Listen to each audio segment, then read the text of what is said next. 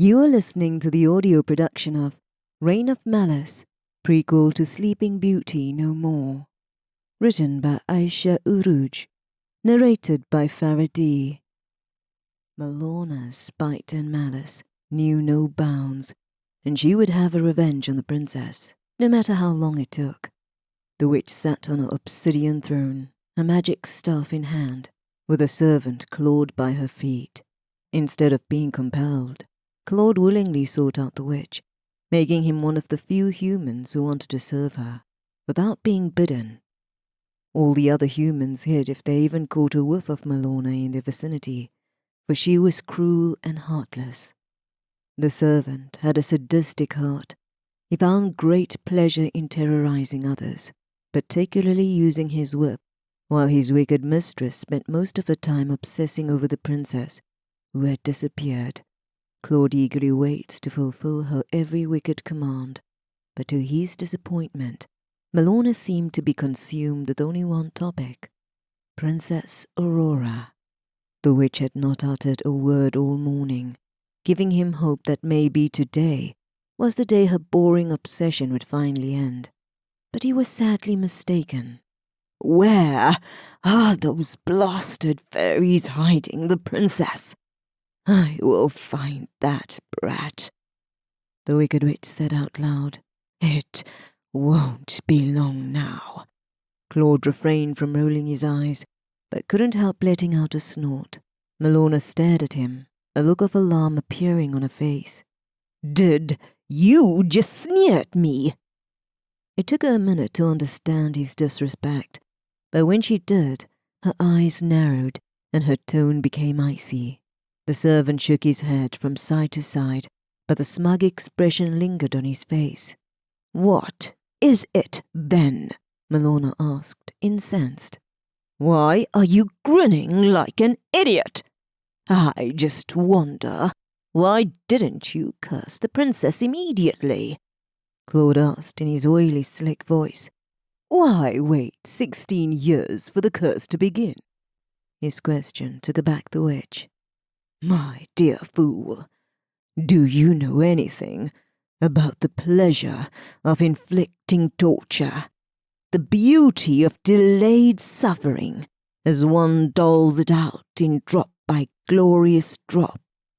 Rather than agreeing with her, as he should have, Claude seemed unimpressed, even bored. "But, my highness, wouldn't it be more efficient?" "Efficient," Malorna repeated blandly. The servant became emboldened, knowing he had his mistress's undivided attention. "Yes, efficient. It would save you so much time." Malorna's voice rose. "What has time got to do with it?" The witch gave him a deadly expression before asking. "I am starting to wonder if you are really this stupid." Claude crossed his arms over his chest defiantly. "I only thought—" "You thought!" The witch rose from her throne in a fit of anger. "You thought!" "Yes, I thought that." Malorna had enough of her servant's insubordination. "Your attitude is begging for a correction," she exclaimed. The witch forcefully slammed a staff on the ground, and the sound echoed through the castle. A brilliant green glow lit up the space, the room cackling with the sound of the staff's electrifying power. "Perhaps it would be efficient for me to get rid of you." Chapter 1. Aurora had been hiding her entire life, and honestly, she was getting sick of it. Her 16th birthday was only a week away, and that fateful day would decide her future, for better or for worse. Aurora's life, even as a princess, would have been quite ordinary, but now, with the wicked witch's curse looming over her head, even her magical fairy godmothers were powerless to stop the dark magic set to occur. The best they could do was hide her. As an infant, the fairies whisked Aurora away to the enchanted forest, where she lived in a dreamy cottage, surrounded by beauty and wonder. Anyone lucky enough to catch even a glimpse of the enchanted forest saw it as a paradise. But for Aurora, it was little less than a gilded cage, separated from her parents and the rest of the human world, and only her fairy godmothers and the magical animals in the forest to give her company. The princess grew up to be beautiful, patient and kind, but one plagued with a sense of profound sadness and aching loneliness. Her loved ones went to great lengths to keep Aurora hidden, and by taking these precautionary measures, saved her from a much worse fate. She could have been dead by now, but despite the dread the princess felt at her upcoming birthday, she also felt a strange sense of anticipation. Change was in the air. She could feel it, and it was going to turn her world upside down. Having lived a monotonous, albeit peaceful, life, Aurora almost looked forward to the chaos. Of course, she didn't share these thoughts with the fairy guardians, Luna and Celestia. To protect her, her godmothers made the immense sacrifice of giving up their magic, reasoning that without their magical abilities tracing back to them, the Wicked Witch would not discover their whereabouts. Both Luna and Celestia had given up something that was as innate to them as breathing, and yet, here she was, being ungrateful, wishing for a life other than the one they had worked so hard to maintain for her. Aurora felt a pang of guilt at her earlier thoughts. All they thought about was keeping her safe, and all she dreamt about was how to break free. At that moment, Aurora wasn't the only one feeling restless within the cottage. Luna, normally calm and serene, was feeling utterly overwhelmed.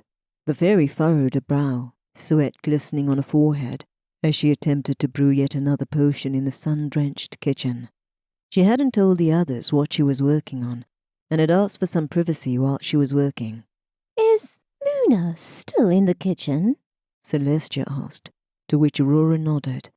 They heard Luna groan from inside the kitchen. "How is the potion going?"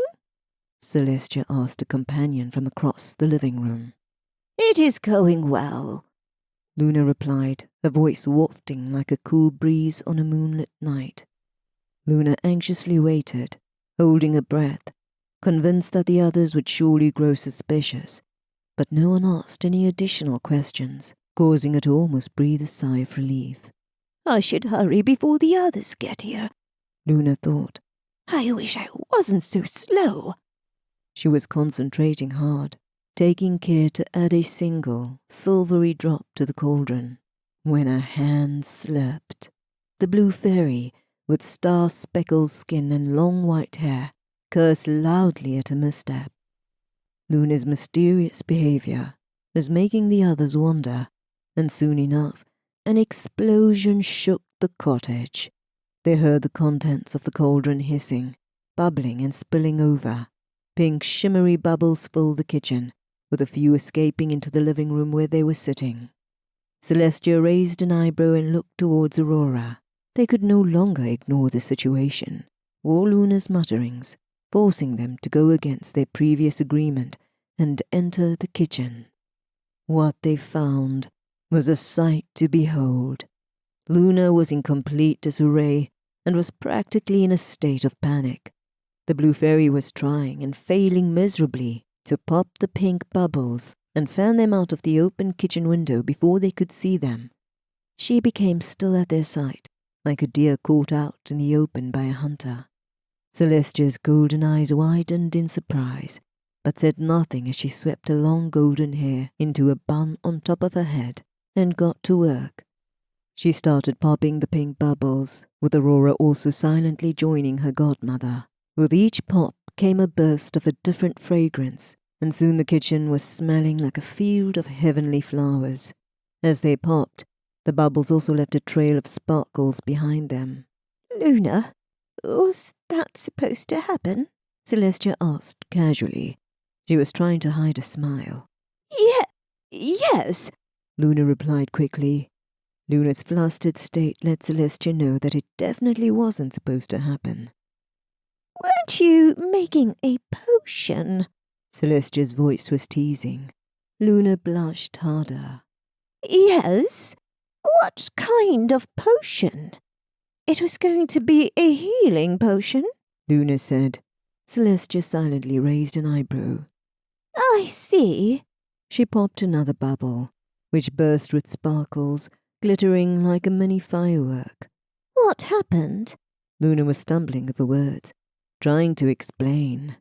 I sprinkled a dash of silver ragwort into the cauldron to improve the potion's smell. A bubble lazily floated towards her face and popped with a burst of lavender and pink sparkles, making Luna flinch. She wiped the sparkles from her face.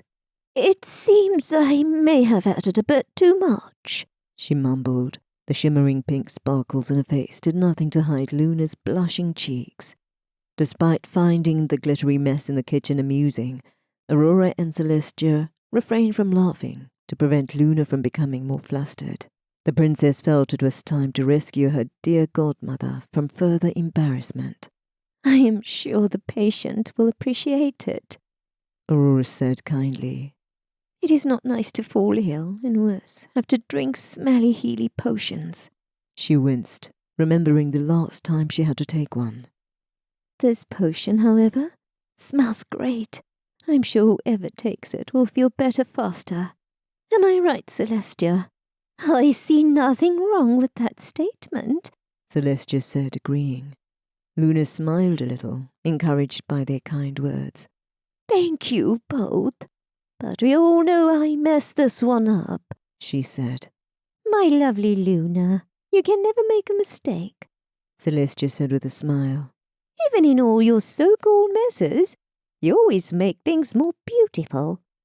With a delicate touch, she popped the last remaining pink bubble, and the air filled with the fragrance of rose petals. Luna blushed again. I thought I almost had it. I will get it right next time. You will indeed, Celestia said. We know you will, the princess said encouragingly. Who are you making the healing potion for, Luna? Luna didn't answer. Her mind appeared elsewhere. The fairy absent-mindedly twirled her long white hair, strands of which shimmered silver in the sunlight. Aurora, I used up most of my herbs in this brew. Could you please do me a favor and collect some fresh ones from the forest? The same ones that I have shown to you before. Her request caught both Aurora and Celestia by surprise, and for good reason. The fairies never let Aurora wander in the forest long, and Luna always collected her own herbs. The fairy was very specific, almost dictatorial in her choice of plants, and no other person's picks seemed to satisfy her other than her own. So it was quite out of the ordinary for Luna to ask someone else. Her odd request sparked suspicion in Celestia, but before she could question her, Luna spoke up first. I am exhausted and would love some help, she said with a sigh. Celestia promptly shut her mouth and attempted to hide her surprise. She had never known Luna to be tired. She didn't even know that she was capable of it. The princess, however, didn't suspect a thing. Sure, I will get on it right away, Aurora said. Thanks, love. Could you take the large basket with you? Luna asked. Fill it to the rim with any herbs that you can find. Of course, Luna, Aurora replied, a bit eagerly. The bigger the basket, the longer she could stay outside. It wasn't often they allowed her to leave the cottage, and it didn't appear that either Luna or Celestia were going to accompany her. So the princess hurried to get the basket before her godmothers changed their minds. Celestia waited until Aurora got out of hearing range. Luna, please tell me, what are you really up to? The other fairy sighed. I wanted to make a present for Aurora's birthday. A relaxation potion, perhaps. But I can't seem to do anything right without my wand. Luna, you know we can't use our magic. We both agreed to it, Celestia said, immediately protesting. I know, but I wonder sometimes if we have been too cautious, Luna asked. They both became silent at the sound of footsteps approaching. Aurora returned to the kitchen with a cloak and a giant wicker basket in her hands. Are you all set? Celestia asked, to which the princess nodded. Good. See that you don't wander too far away from the cottage. I won't, Aurora replied, grinning. She could barely contain her excitement. We will see you back soon, Luna said. The princess nods her head and then hurries out of the front door into the enchanted forest, without either of her godmothers. Aurora should have wondered why they were letting her go so easily and without supervision, but it had been so long since the princess had even this bit of freedom, she didn't question it. Luna and Celestia watched from the kitchen window as the princess disappeared from their line of sight. She seems so happy, Luna said with a sigh. We are fortunate to have someone with such a pleasant disposition, Celestia replied. Aurora is a patient child, content with what she has. But she could have so much more. Aurora is only content because she doesn't know what she is missing, Luna said with sorrow. Isn't that a good thing? Celestia asked, but there wasn't enough conviction behind her words. She often had the same thought, even before Luna said it. The other fairy shook her head. We both know it isn't. I know, but what else can we do? Tugging at a bun, Celestia released her beautiful golden hair, letting it cascade freely down her back, and instantly feeling a sense of relief. It has been years since anyone has seen Aurora outside of the enchanted forest, Luna said. She has no one her age to talk to, no other friends besides the creatures of the forest. Celestia frowned. We cannot do anything about this. Can't we, though? The other fairy prodded. What are you saying, Luna? Most in the kingdom believe the story that the princess died in an accident when she was a child. I am sure the rumors have reached her as well. Luna's words were barely a whisper now. She constantly lived in fear of someone overhearing her. Malona, you mean? Celestia asked in a grim voice. Luna visibly shook hearing the witch's name. Yes, her. I understand we want to keep Aurora hidden until the time of the curse passes.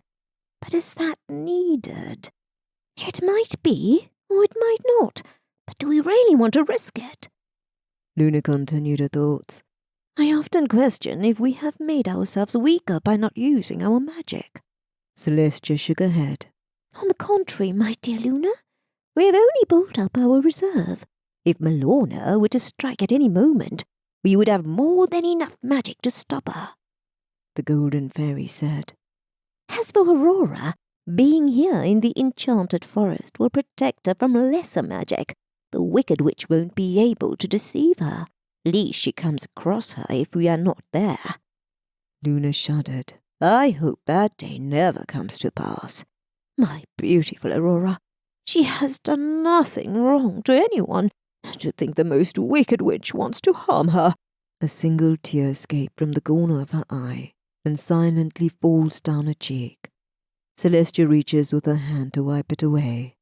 There. Don't be upset, Luna.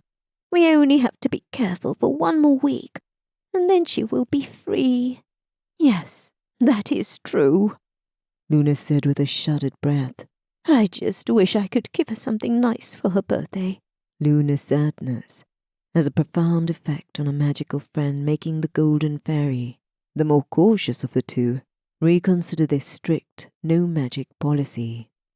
The sight of Luna's tears touched Celestia so deeply that she eventually relented for the first time in over 15 years. I believe we can make your wish a reality with a little magic, she finally conceded. Luna's eyes lit up, as did Celestia's heart, seeing the happiness return in the silver eyes. Are you sure? Luna asked. Won't we be putting ourselves in danger? A simple spell won't do any harm, Celestia replied, though some doubt lingered in her voice.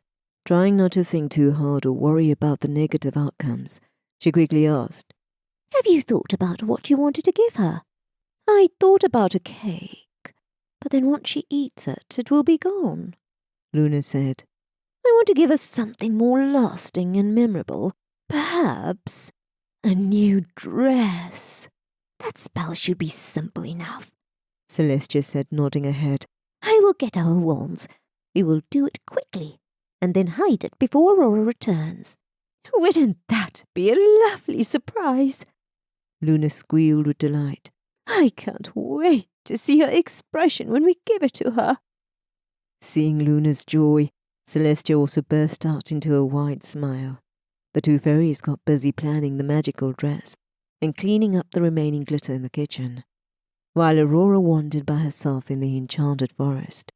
Normally, the princess would stick to the same route, but today, Aurora asked the enchanted forest to take her to some place new.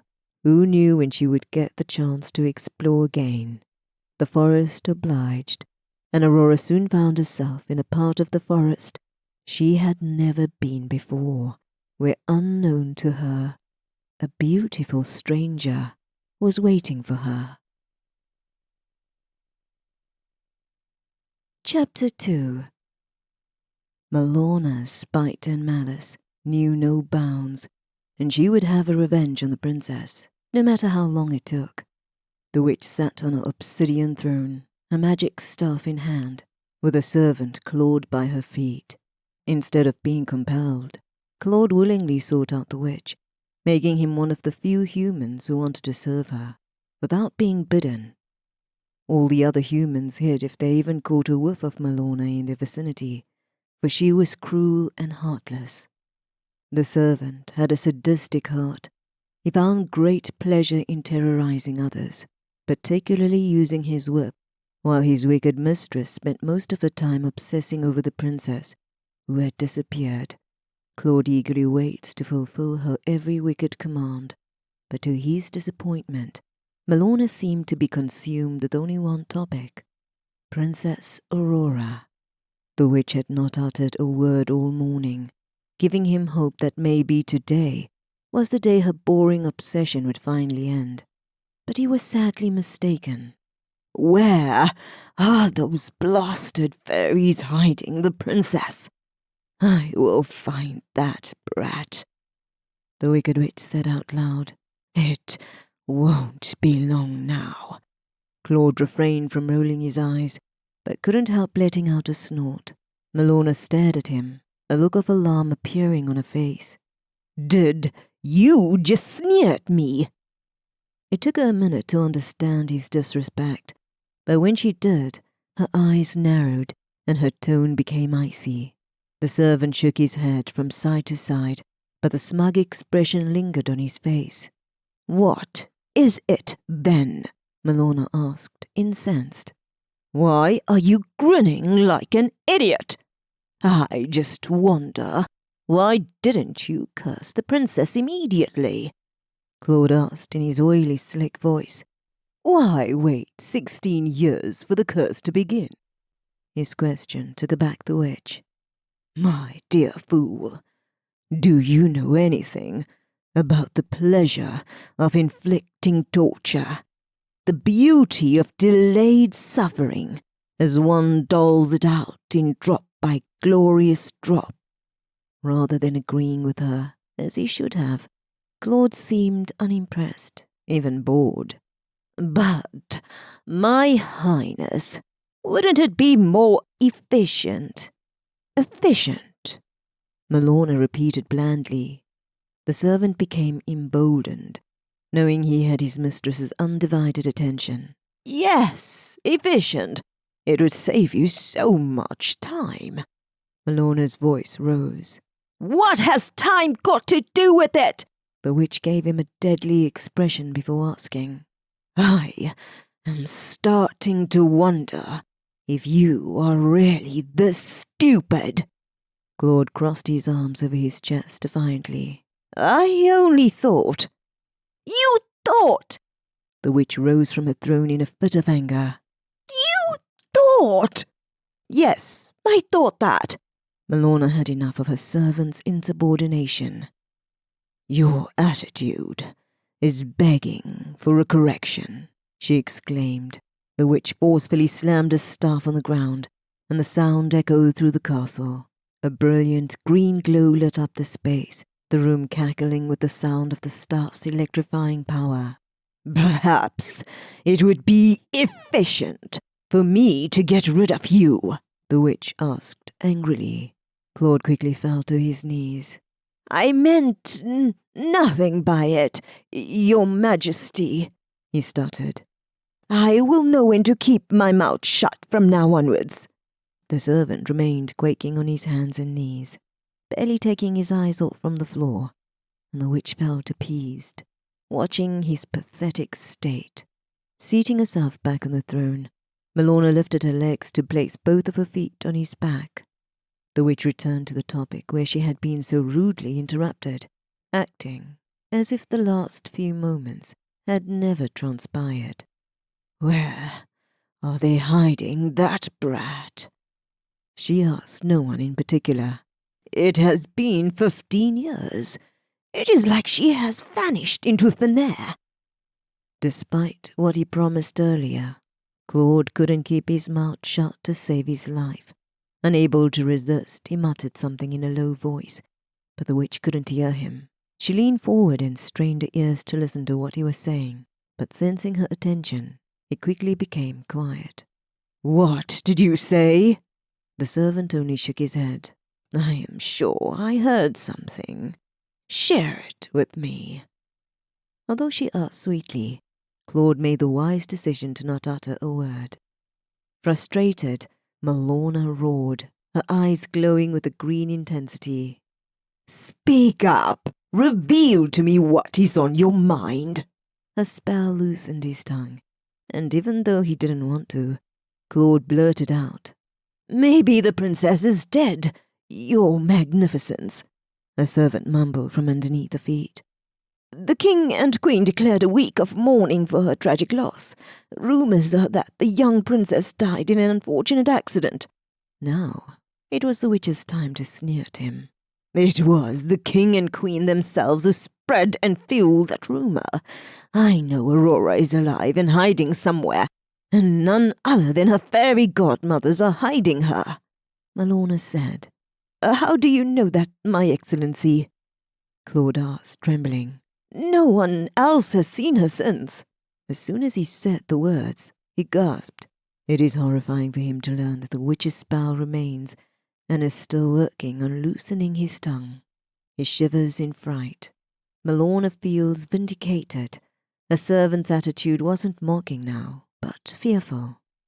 It seems like he finally remembered where his place was, underneath her feet, like the filthy cockroach that he was. The wicked witch smiled. "I know they are hiding her, because I haven't been able to trace their magic," Malona replied.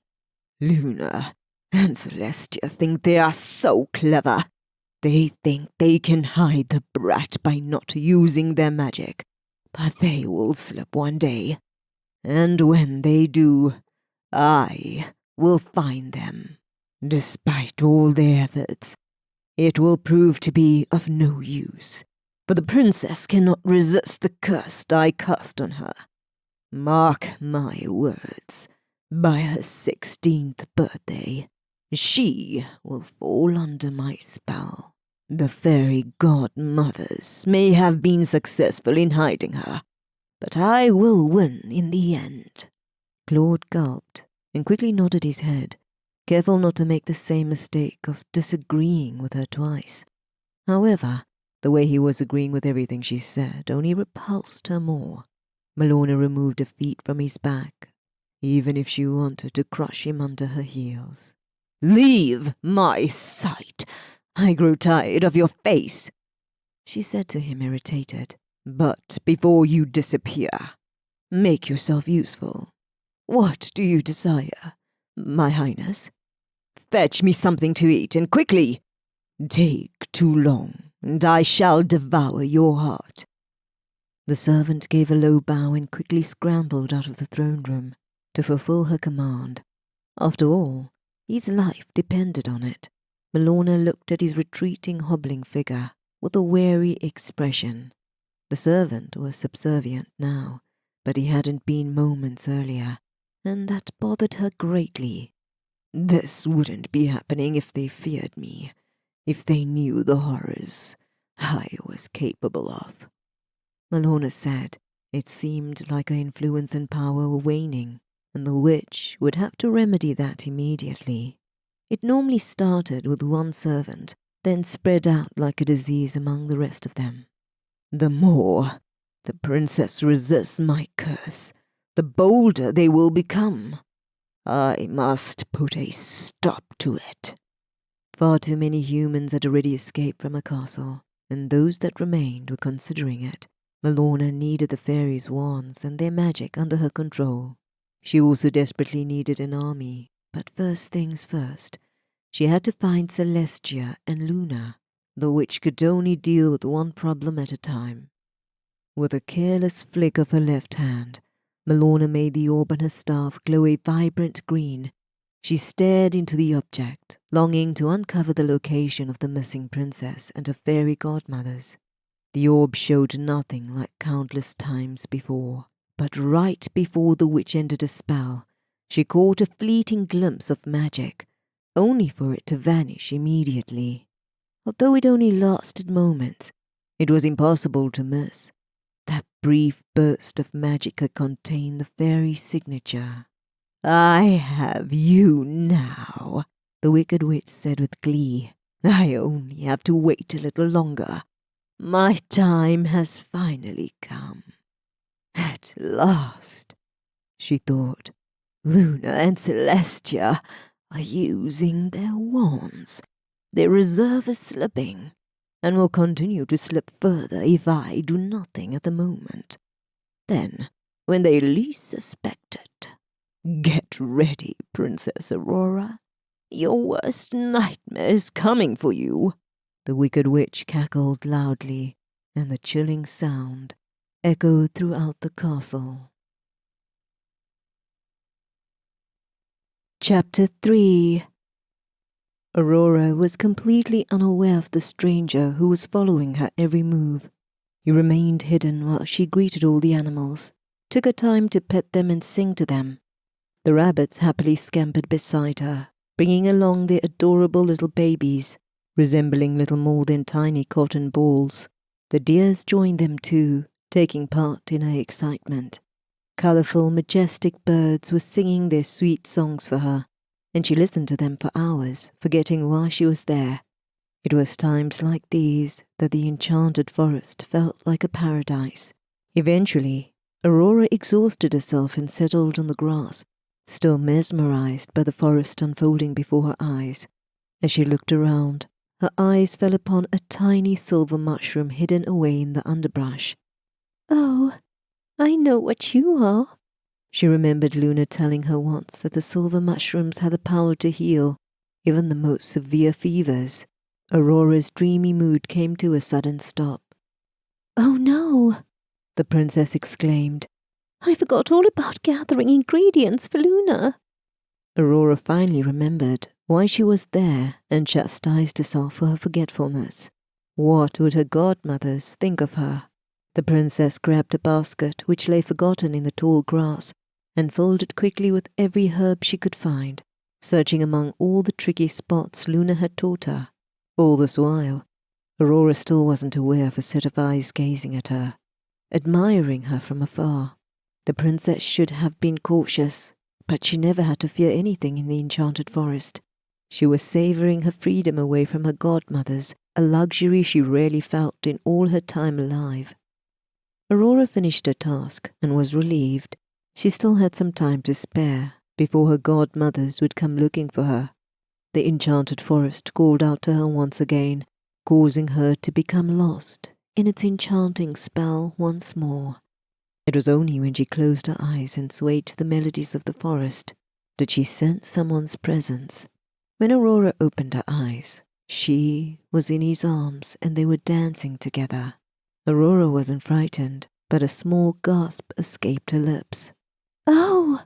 Forgive my boldness, the beautiful stranger said, seeing her startled, his voice like warm sunshine on a wintry morning. I had to make sure that you were real, but now that I have you in my arms, I'm still not sure. Whatever did he mean? The princess wanted to ask many questions, but the sight of him stole her breath away. His blue eyes were deeper than any water she had seen, and in the light, his golden hair shimmered, and the golden crown he wore created a halo around his head. She had seen many enchanting things in the forest, but he was the most enchanting of them all. Was she dreaming? How did he get there? He was studying her face like she was a painting. Absolutely beautiful, he said, which made her blush. I cannot tell whether you are an angel who came to be my salvation, or a devil in disguise who came to snatch my soul. If you are the latter, I would gladly sign my soul away, if only to stay with you a moment longer. I am neither, the princess replied. I am only Aurora. Aurora. Your name is beautiful as the morning light, yet it doesn't seem enough. The stranger replied, no name could possibly do your beauty justice. Who are you? Aurora asked, fighting to control her breathing and to keep her heart from racing out of her chest. Why are you here? I am a prince who seems to be lost, forever it seems. I came to this mystical forest searching for 2 enchanting fairies, he replied. The wise seer of my kingdom predicted I would meet them, but fate, I see, had other plans, and I stumbled upon an angel instead. Could he be talking about Luna and Celestia? I think I know who you are looking for, Aurora replied, blushing. They are my fairy godmothers. I can take you to them. Only moments ago, I had been impatient to find them, but now... But now? I think I would rather complete our dance, the prince replied with a smile. Aurora also smiled, for she could not do anything else. With the wind as their melody, they were alone as they glided across the meadow. All the animals were gone. They were nearby and hiding, watching the 2 as they danced. Their beloved princess in the hands of a beautiful stranger. The lonely princess was stunned by the stranger's presence. It felt like a miracle being in his arms. She could have never imagined meeting such a beautiful human in a forest, and a prince of all people. Her birthday hadn't even come yet, and already she received such a gift. What will her godmothers think about him? Would they send him away? Her heart sank at the last thought. The prince noticed the change in her expression. He took her face in his hands and gazed intently into her eyes. What are you thinking, Aurora? What is making you so sad? I want this moment with you to last forever, she replied. It can, and it will, the prince declared passionately. Come away with me to my kingdom. I cannot. The prince furrowed his brow. Why not? Aurora sighed. I am cursed by a terrible wicked witch. Even my fairy godmothers are afraid of her. I am not afraid, the prince replied bravely. I will stop her. Aurora shook her head. I am safe here. It will only put you in danger. The witch will not rest until she finds me. Her words didn't deter his spirit. I promise I will protect you, the prince said. For how long? Because she will never stop. Then I will stay by your side and protect you until the end of time, he replied. His words shook her to her very being. He was the answer she had been waiting for all this time. He must be. Aurora's heart fluttered as the prince leaned in to seal his promise with a kiss. The princess felt she was floating away, lost in the embrace of this beautiful stranger. An owl hooted from the trees, and she woke herself from the dream. Aurora broke away from his arms. I must return to my godmothers. They will be waiting for me, she said, picking up a basket. I will go with you then, the prince said. No, not just yet, Aurora said. I will have to tell them first. She was afraid the godmothers might send him away, and the princess didn't think she could bear it. If they did, she would plead with them, beg them until they agreed to let him stay. Will You wait for me, dear prince. Always, he replied with a smile. For you, Aurora, I will wait forever. His words sent a current throughout her body, and she had to stop herself from shivering.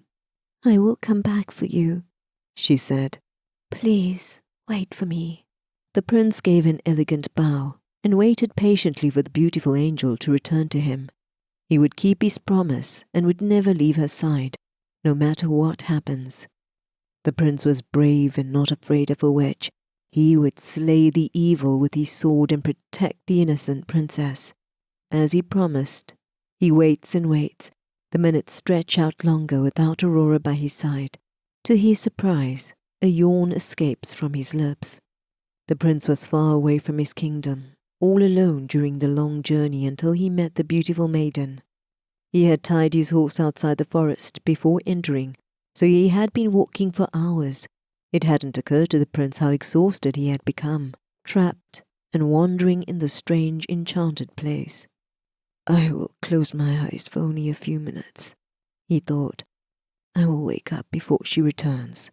The moment the thought enters his mind, he falls into a deep sleep.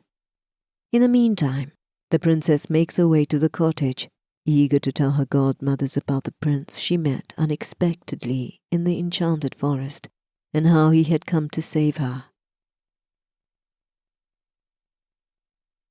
Chapter 4. Luna stepped back, tilting her head back to examine her creation. What do you think of this blue ribbon? Celestia took one brief glance at the monstrosity in front of her and bit her tongue. The heap of frills on the dress alone was painful to look at for too long. It's fine, Celestia lied. Luna was unconvinced. But don't you think it is missing something? The dress missing something wasn't the problem, Celestia thought inwardly. The dress had too much of everything, from lace to frills to bows to sequins. She was afraid that Luna's birthday present would engulf Aurora like a ravenous beast, and she would have to rescue the princess from within its enormous folds. Celestia tried hard to stop her horrible thoughts from showing on her face.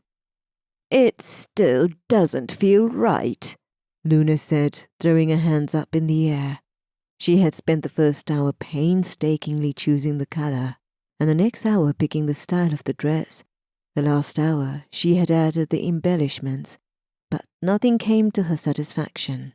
She was now verging on tears, and Celestia felt it was time for her to give an honest opinion. Luna, Aurora likes things simple. Perhaps we can tone the dress down a tad. Celestia winced as soon as the words escaped her lips. She peeked at Luna, who saw she had gone still, horrified. Celestia quickly apologized, taking her words back. You are the one with the flair for fashion, Luna. What do I know? You know Aurora, Luna replied in a small voice. But you know her too, Celestia mumbled. To Celestia's surprise, Luna wasn't upset, rather considering her words. Maybe the stress is too much.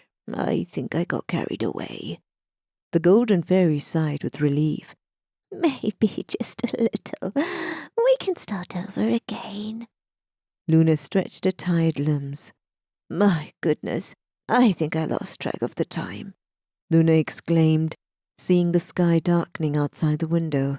She asked, Shouldn't Aurora be back by now? Celestia also felt startled. I hadn't realized Aurora hadn't returned, the fairy replied, worried. Perhaps we should go look for her. Before they could worry further, they heard the princess calling for their names from outside the cottage. Luna! Celestia! She's here, Celestia said, relieved. She's already here? Luna asked, horrified. They both simultaneously turned their gaze towards the monstrous dress and panicked. The fairies had been careful so far to use the magic of their wands sparingly, but now they had to hide the dress quickly before Aurora saw it. Celestia and Luna both twirled their wands and the mess in the living room disappeared, like it wasn't even there.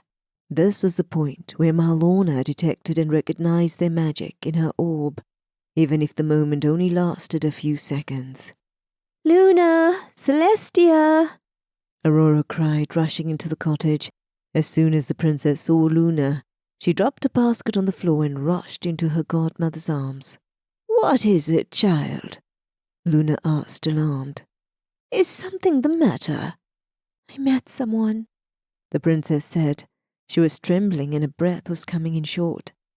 "I met someone wonderful in the forest." "Who did you meet?" Celestia asked. She took off Aurora's cloak and carefully guided her to the nearest chair. "I met another one of my kind," the princess replied. Luna gasped. "What is a human doing in the enchanted forest? This place is sacred, and only magical creatures can be in here." "I don't know why, but you must meet him," Aurora cried. "Will you come with me?" "Of course," Celestia replied. Even she was curious to know the details. Now was not the time to ask them. "We will all go back together."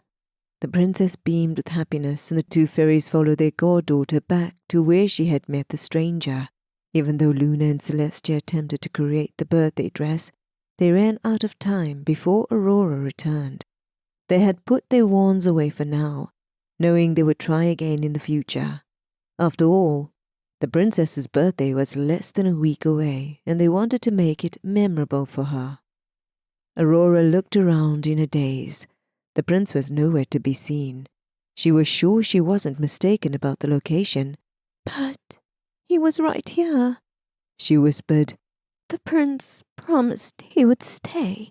He promised he would fight for me." Her godmother's heart was saddened at seeing Aurora's distress. Luna's words were gentle. "Be wary of strangers who make grand promises, my love." "But he wasn't just anyone," the princess replied. "He was a prince." "Even if he was a prince, he was but a stranger," Celestia said. "But you are wrong," Aurora's heart cried. "I know he was true." The princess may have momentarily let her emotions take over, but she genuinely cared for and respected the wisdom of her godmothers. As Aurora gazed at their faces, she felt shame over her thoughts, realizing that all she could see in their eyes was love and concern for her. Aurora knew she was the one who was wrong. She had trusted the prince so easily, and even gave away her first kiss. Still, it all seemed too cruel for her trusting heart. "Why did he disappear?" the princess said, letting her tears fall freely now. Celestia grew concerned, seeing her sorrow. "Perhaps the forest sensed you were in danger from him. What did he say to you?" Aurora wiped the tears from her eyes. "Only that he wanted to take me back to his kingdom." The two fairies looked at one another. "Could that be the reason?" Luna asked Celestia. "It is entirely possible. The enchanted forest overreacted." The golden fairy replied. "Overreacted?" Aurora asked, wiping her tears. "It is the forest's task to protect all those who reside within it," Celestia replied. "It's possible that the prince intended to fulfill his promise, but the forest forced him to leave." Aurora listened to her words quietly. "Do you think he could be in any danger?" "I don't think so. Perhaps I can make sure. Perhaps it was all a misunderstanding," Celestia said. For Aurora's sake, she hoped it was true. "How will you find him?" the princess asked. "Don't worry about that," Celestia said. "Follow Luna back to the cottage and stay there until I return." Aurora nods. Even if her heart wanted to see the prince right away, she listened to her godmother. Together she returned to the cottage with Luna, while Celestia went in search of the prince. Once back home, Luna made her a warm cup of tea. Aurora took a long sip and felt better instantly. "Do you think Celestia can find him?" "Of course she will, my love. If anyone can, it will be Celestia," Luna replied. Aurora, why don't you go to bed and rest? I promise everything will feel better after a nap. Yes, Luna, Aurora said, finally smiling. I think I will do just that. What about you? I think I will put away all the herbs that you gathered for me, Luna said. It might take a long while, so don't worry if it does. Aurora gave another sweet smile before heading to her room. My poor child, the fairy thought. Who was the stranger she met in the forest? Luna had a bad feeling about this prince, but she had nothing to base it on. Maybe I am being overprotective, she thought. Celestia would find out the truth soon enough. Maybe Aurora meeting him was a fortuitous thing. No matter what Luna said to console herself, she couldn't get rid of the nagging feeling. I think I will head to bed too, she thought. All this excitement has worn me down. Despite being in bed, the fairy was wide awake and couldn't fall asleep. Luna let out a sigh. She remembered she had yet to complete Aurora's birthday present. She got up from her bed and walked over to her desk, got out a notebook, and began a sketch from the beginning. Taking Celestia's words about simplicity into consideration, she drew a new dress. Aurora will fall in love with this one, Luna promised herself. It will be an unforgettable present, as unforgettable as the princess herself. Chapter 5. The prince woke up in a very different place from where he fell asleep. He shivered at the sudden drop of temperature, feeling the chill seeping down to his bones. Where am I? He asked out loud, still feeling groggy from his nap. You're in the great kingdom of Lion's Helm, lad, came the answer. Lion's Helm. The prince had never heard of that kingdom before. The landscape in this region was rockier and at a greater altitude than any place he had previously visited. The real question is, who are you? You dress as finely as any royal, yet you sleep on the ground like a pauper. I am no pauper, the prince replied. The stranger looked at his companion and smirked. Could have had me fooled. Who are you, then? The prince asked, annoyed.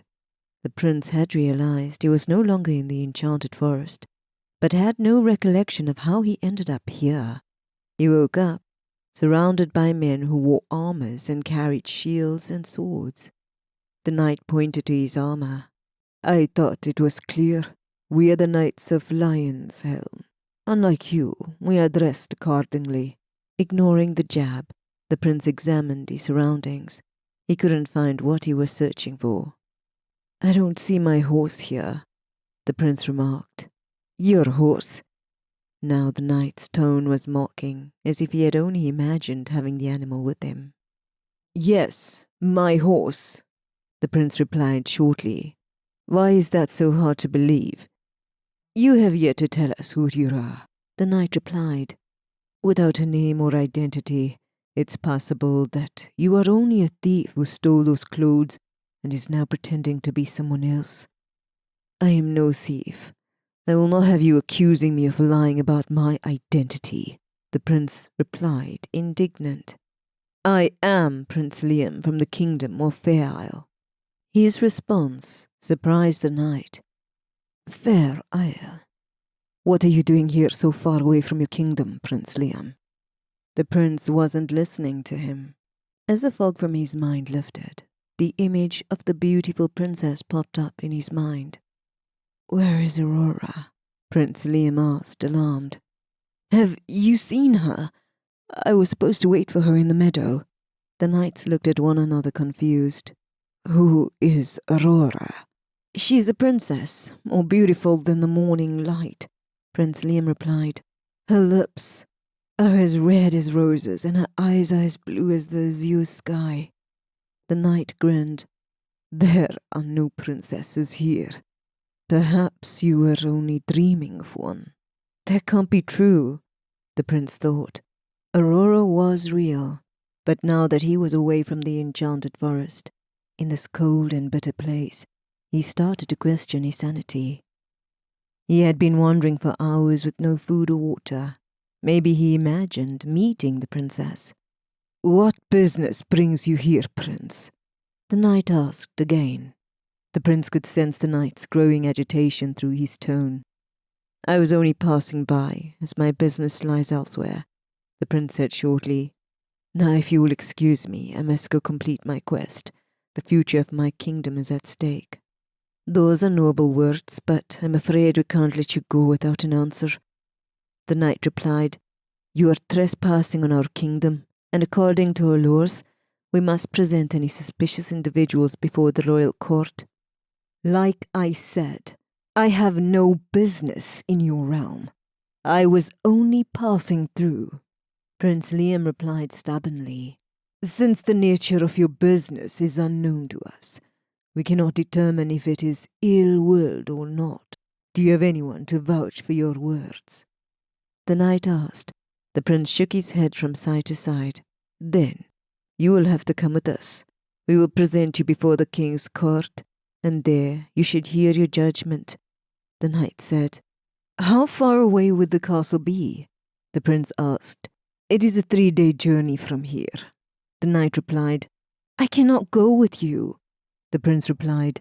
He promised Aurora he would wait for her. He still needed to return to the enchanted forest and locate the meadow to fulfill his promise. Come now, Prince Liam. Don't make it hard on yourself. You are to be our esteemed guest. The other knights formed a circle around him with their swords drawn, closing in on him. Would he have to fight to escape from them?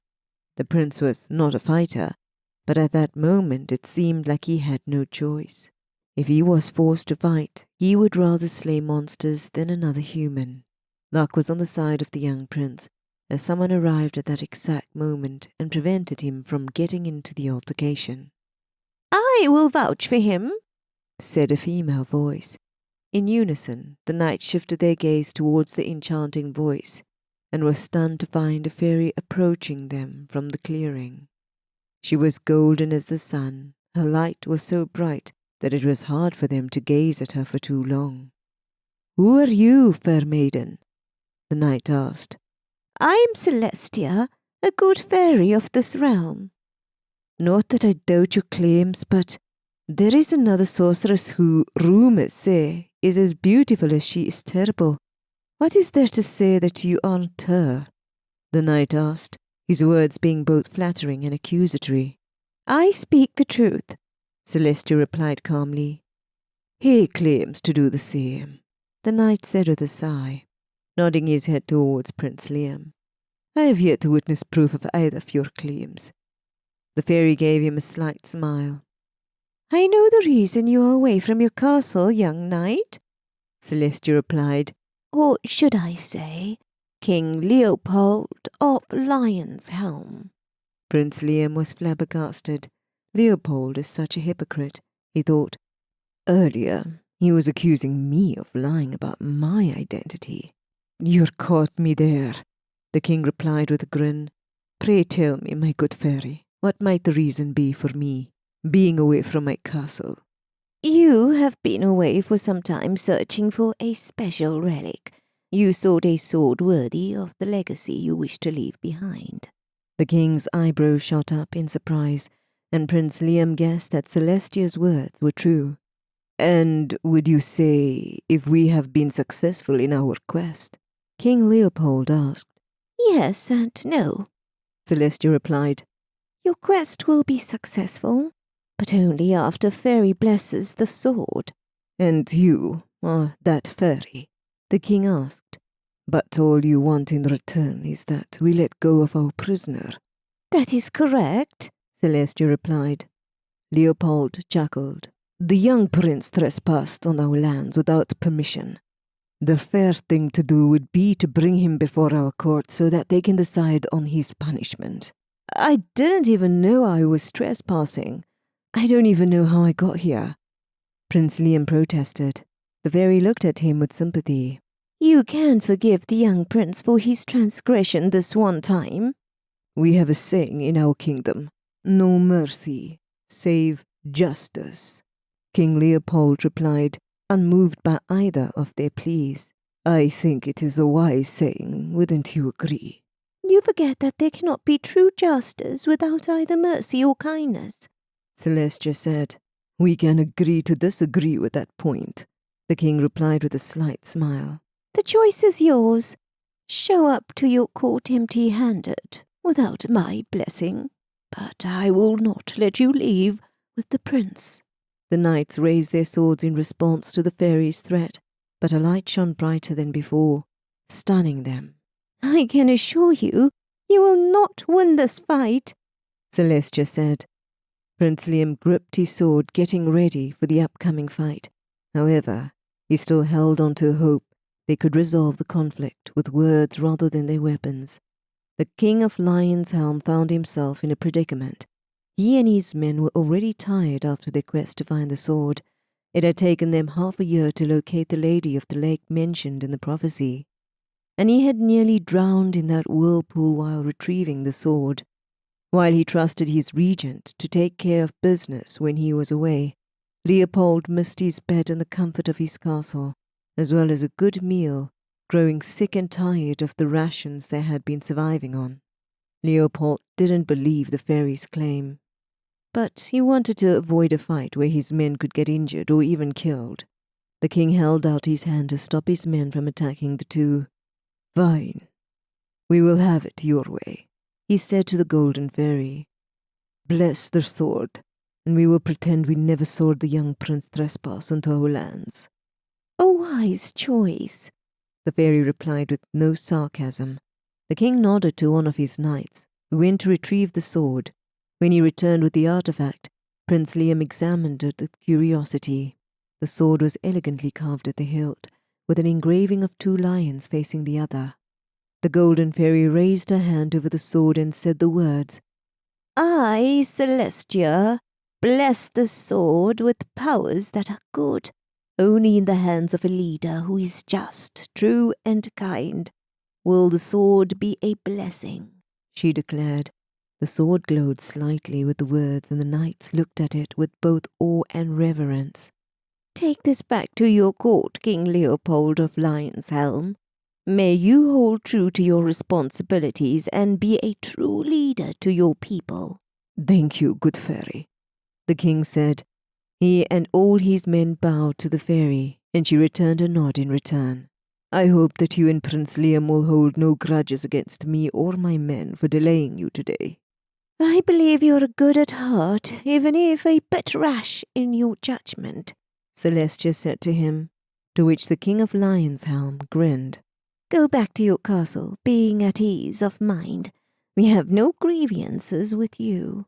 With a final bow, the king and his men departed, and Prince Liam finally let out a sigh of relief. He had narrowly avoided an unnecessary fight and was glad for it. The prince smiled sheepishly when he saw the fairy observing his reaction. Perhaps he shouldn't have shown his relief that quickly. Surely the fairy would judge him for it.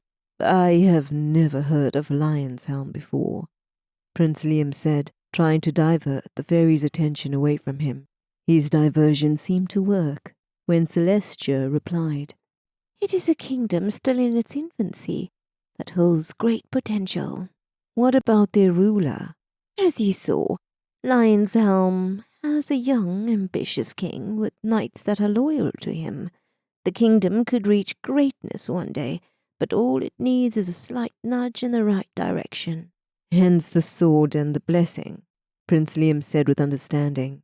How did you learn about the king's sword? Was it through magic? No, not this time, Celestia replied with a smile.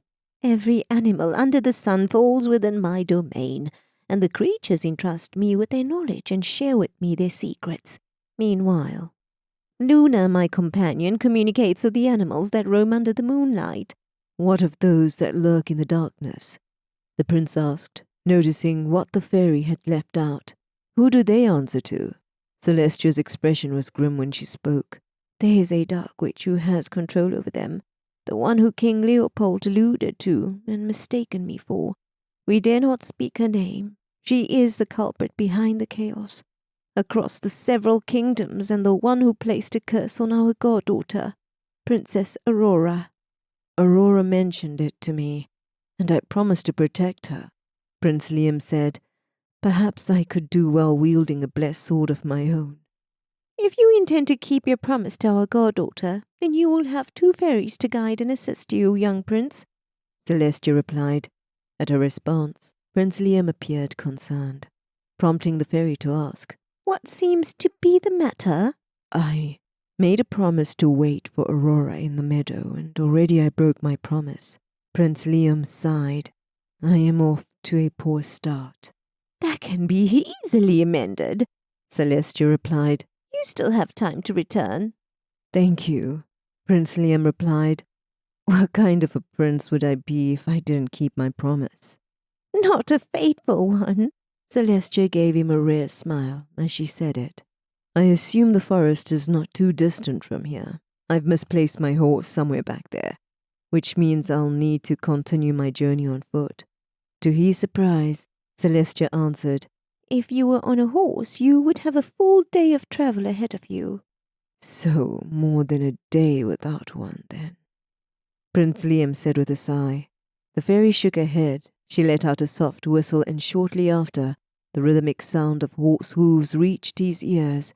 His horse appeared out of nowhere, unharmed, and in good spirits.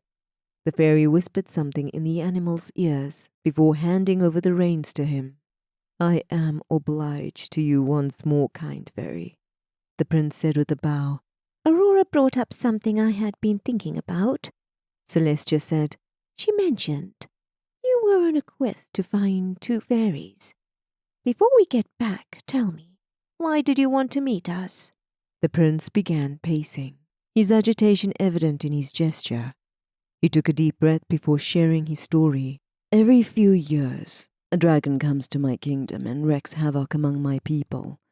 Lately, it has been coming more and more, and the losses have grown too great. My people live in constant fear of the looming threat. Short of killing it, I have done everything to thwart the beast, but it is relentless. I had almost given up, but I came across a prophecy that gave me some hope. What was the prophecy? The fairy asked. A wise seer foretold of my meeting 2 fairies in an enchanted forest, who would guide me on the path to my people's freedom. Prince Liam replied, I have to admit that for the greater part of my journey I believed I was wasting my time pursuing something that didn't exist. Now I feel foolish that I doubted the seer's words. You are humble to admit it, Celestia said. Luna and I can certainly help you, but I'm afraid it cannot be our first priority. It will have to be secondary, as Aurora's birthday is approaching, which also marks the start of the Wicked Witch's curse. Her safety will take most of our attention. That wasn't the response he wanted to hear. My people are patient and resilient. But how much longer will they have to suffer? Prince Liam said, agitated. I thought when I found you, my journey would finally come to an end and relief would come to my people. I can see now how sorely mistaken I was in thinking that. I am sorry that I cannot do anything more right now, Celestia replied sternly. Until Aurora is safe, she will be the foremost of our concerns. Her words jolted the prince out of his anger and made him reconsider his position. Our objectives are the same, so it is wrong of me to argue with you, he said. You want the safety of your goddaughter, which I do too, as well as the safety of my people. I am glad that you understand, young prince. Aurora's life is in grave danger, and we would do anything to protect her. I will kill anyone who threatens Aurora. I will kill the monster, Prince Liam declared. His brave attitude was astonishing, especially considering it was Malorna he was talking about. But Celestia attributed it to his youthful exuberance and inexperience. The Wicked Witch is a monster, but not by appearance alone. Celestia then posed a question to the young prince to make him understand. Would you be able to kill a monster with a human face? Celestia could tell that the question shocked the prince, causing him to fully consider the consequences. When he remained silent and didn't have an answer for her, the fairy said, Do not worry, young prince. I wasn't expecting you to. Perhaps there will be other ways to break this curse. I meant when I promised Aurora, Prince Liam said passionately, I will protect her with my life. Thank you, the fairy said. Aurora needs a friend right now.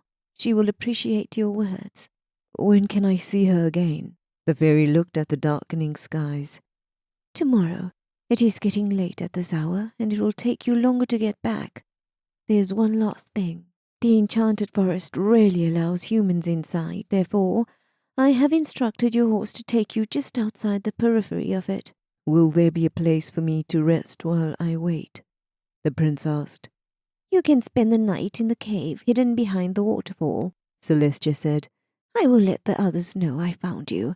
I will probably reach there much sooner than you will. We'll see you tomorrow morning, Prince Liam. Forgive my curiosity, the prince said. How will you get there before me? I see that you have no horse. How do you think I will get there? Celestia asked, amused. Fairies have extraordinary wings that grant them the ability to fly, or so I heard, Prince Liam said. Is that statement true, or is it only a fairy tale? It is true, Celestia said. But I cannot use my true form, as it might reveal my location to the Wicked Witch. Ah, that is most unfortunate. I would have liked to see your wings. And I too. I long to use them again, but I cannot give in to every whim, Celestia said wistfully. Every action I take has direct consequences for my goddaughter. You are making a great sacrifice to protect Aurora, Prince Liam said with admiration. The love I have for my goddaughter far outweighs any sacrifices I make. The golden fairy replied. I may not be able to use my wings, but I have other means of transport. She winked at the prince. Again, she let out a low whistle, and the prince waited in anticipation to see what creature would emerge from the clearing. This time, it was a majestic deer, the largest the prince had ever seen, even bigger than his horse.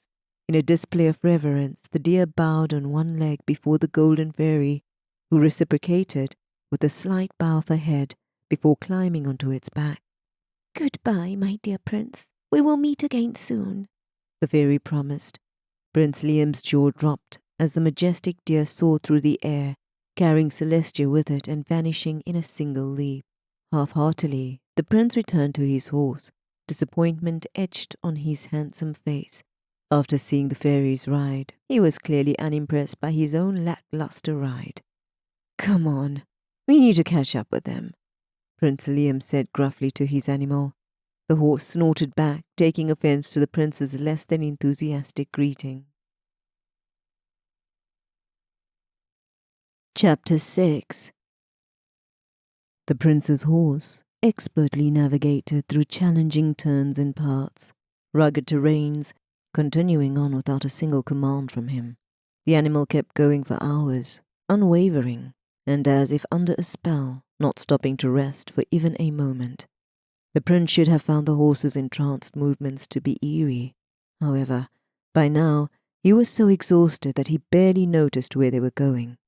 He hoped the waterfall wasn't much further ahead when he heard the unmistakable sound of water. When the view opened up, it nearly took his breath away. Unlike the enchanted forest, there was no magic about the place, except for its serene natural beauty. The area was a green oasis, with the water cascading from a rocky ledge into the plunge pool below. Fragrance from night-blooming flowers filled the air, captivating him. Scattered among the foliage were white flowers, gleaming like stars over him in the night sky. It was a beautiful night, with a glow that lingered on the senses. The soft moonlight hit the waters, making it sparkle in the darkness. The place was a picture of tranquility, but there was only one problem. The prince was tired, and he still had a hike ahead of him. Prince Liam sighed as he tied his horse to the nearest tree and debated laying there on the ground and falling asleep. He doubted that he would be in any danger here, but in the end, his pride forced him to keep walking. His reflection in the pool looked as tired as he felt. Prince Liam took the moment to wash his face and use it as a mirror to set his hair. The moonlight continued to glow serenely up in the sky, until it didn't. The darkness was sudden, as was the mist that was now surrounding him. A snapping of a branch nearby made his heart beat faster. "Who's there?" Prince Liam asked, his hand instinctively going towards his sword. He was ready for any robbers or even any monsters, but it was the princess that emerged from the mist. Her beautiful face shining like a beacon, as did the lovely smile on her lips when she saw him. "Aurora," the prince exclaimed. "I didn't expect to see you out of the forest." "My fairies let me out, just this once," she said in a soft voice. Was that true? Didn't Celestia say they were to meet tomorrow? There was something irresistible about her tonight. He would have believed any word she said. But just to tease her, Prince Liam raised an eyebrow. "Is that so? I might have heard differently." The princess didn't blush when she confessed. "I snuck out without the fairies knowing. Are you going to tell them?" "Not at all," the prince replied with a grin, taking her hands into his. He said, "I am glad you did, because I wanted to see you again too." The prince leaned in to kiss her, and this time Aurora didn't hesitate. The passion in a kiss took his breath away. It wasn't anything like the first, where Aurora had been shy and sweet. This kiss had hunger and barely constrained desire, and he felt his entire body heat up. "The fairies would be looking for me. I cannot stay," the princess said, stepping away from him. But they only just started kissing. The prince was dying to kiss her again, just to see he didn't imagine the spark flying between them. Before he could say a word, the princess turned to leave, and he had to rush to grab her hands. "Aurora, wait!" "Yes?" she asked. "Can't you stay a while longer?" the prince pleaded. Aurora demurely shook her head, a beautiful smile on her face. She came closer to him, their bodies pressing together. She seemed barely self-conscious of the small distance that separated them. "Do not speak of our meeting to the fairies. Promise me." With her standing so close, Prince Liam could only manage a nod, his mind unable to focus. Aurora's lips curled into a smile as she kissed a finger and gently pressed it against his lips before vanishing once more into the mist. It took a few moments for the prince to recover his composure. "Whoa, what just happened?" he thought. Prince Liam's heart was still thundering in his chest. Did Aurora sneak out of the forest, placing her life in danger, just to meet him? And that kiss, that unbelievable kiss. Electricity coursed through his body, and he felt more alive than he had in months. It was only a few moments ago the prince had been dead tired, but now a surge of adrenaline was coursing through his veins. The climb up the waterfall to the cave felt like child's play. He had enough strength now to climb a mountain. Despite what Celestia had told him, Prince Liam remained convinced that he would find a solid wall of stone behind the cascading water. Much to his amazement, his hand effortlessly passed beyond the water, as if it were nothing more than air. Inside, there was a few feet of space before the cave wall, which had a door carved into it with intricate vines and flowers. The waterfall remained a translucent curtain, shielding him from the rest of the world, yet the amount of light in the cave was enough to see everything clearly. Prince Liam felt a pair of eyes watching him, and goosebumps rose on the back of his neck. After searching every corner of the cave, he concluded it was just his imagination playing tricks on him. Once the prince found the driest spot, he rested and quickly drifted off to sleep, dreaming of Aurora. When Luna laid her eyes on her masterpiece, she couldn't help but feel a rush of joy. She was light-headed. She felt so giddy. "Aurora will love it, I'm sure," the fairy thought. The dress had undergone a remarkable change, evolving from a ghastly monstrosity to a picture of understated elegance. The sweetheart neckline exuded sweetness, just like the princess, and the sheer sleeves added a touch of romance to their flared ends. A beautifully ornamented belt delicately cinched the waist, while the dress had a hemline that elegantly trailed into a small train on its back. Yes, this dress was perfect for Aurora. All it was missing was the final touch. Luna took out a wand and took a deep breath. It wouldn't take much magic to complete the dress, just a simple touch.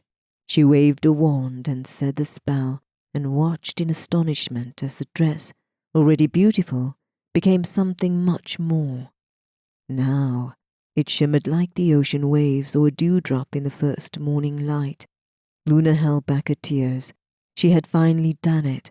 The fairy had been so busy with the dress, she didn't notice that her companion hadn't returned. It had been several hours, the point at which she would have started to worry if it weren't for the connection they had. Luna would feel if Celestia was ever in danger, and it would be the same for Celestia. Still, Luna wondered what could be delaying Celestia as she put the dress away. No sooner had she done so than the golden fairy had returned with news of the prince. The plan was to meet him the next morning, and while Aurora would surely be enthusiastic about hearing the news, Luna had some reservations about the meeting. The fairy was wary of changes, and why wouldn't she be? For nearly 16 years, she had enjoyed a tranquil life in a charming cottage in the enchanted forest, with no need to worry about outsiders. Despite Celestia's assurance about Prince Liam's goodness and brave heart, Luna couldn't help but wonder why the forest had prevented him from entering again. Perhaps I'm being too judgmental, Luna thought. I have yet to meet this prince, and if both Aurora and Celestia like him, then I should feel the same.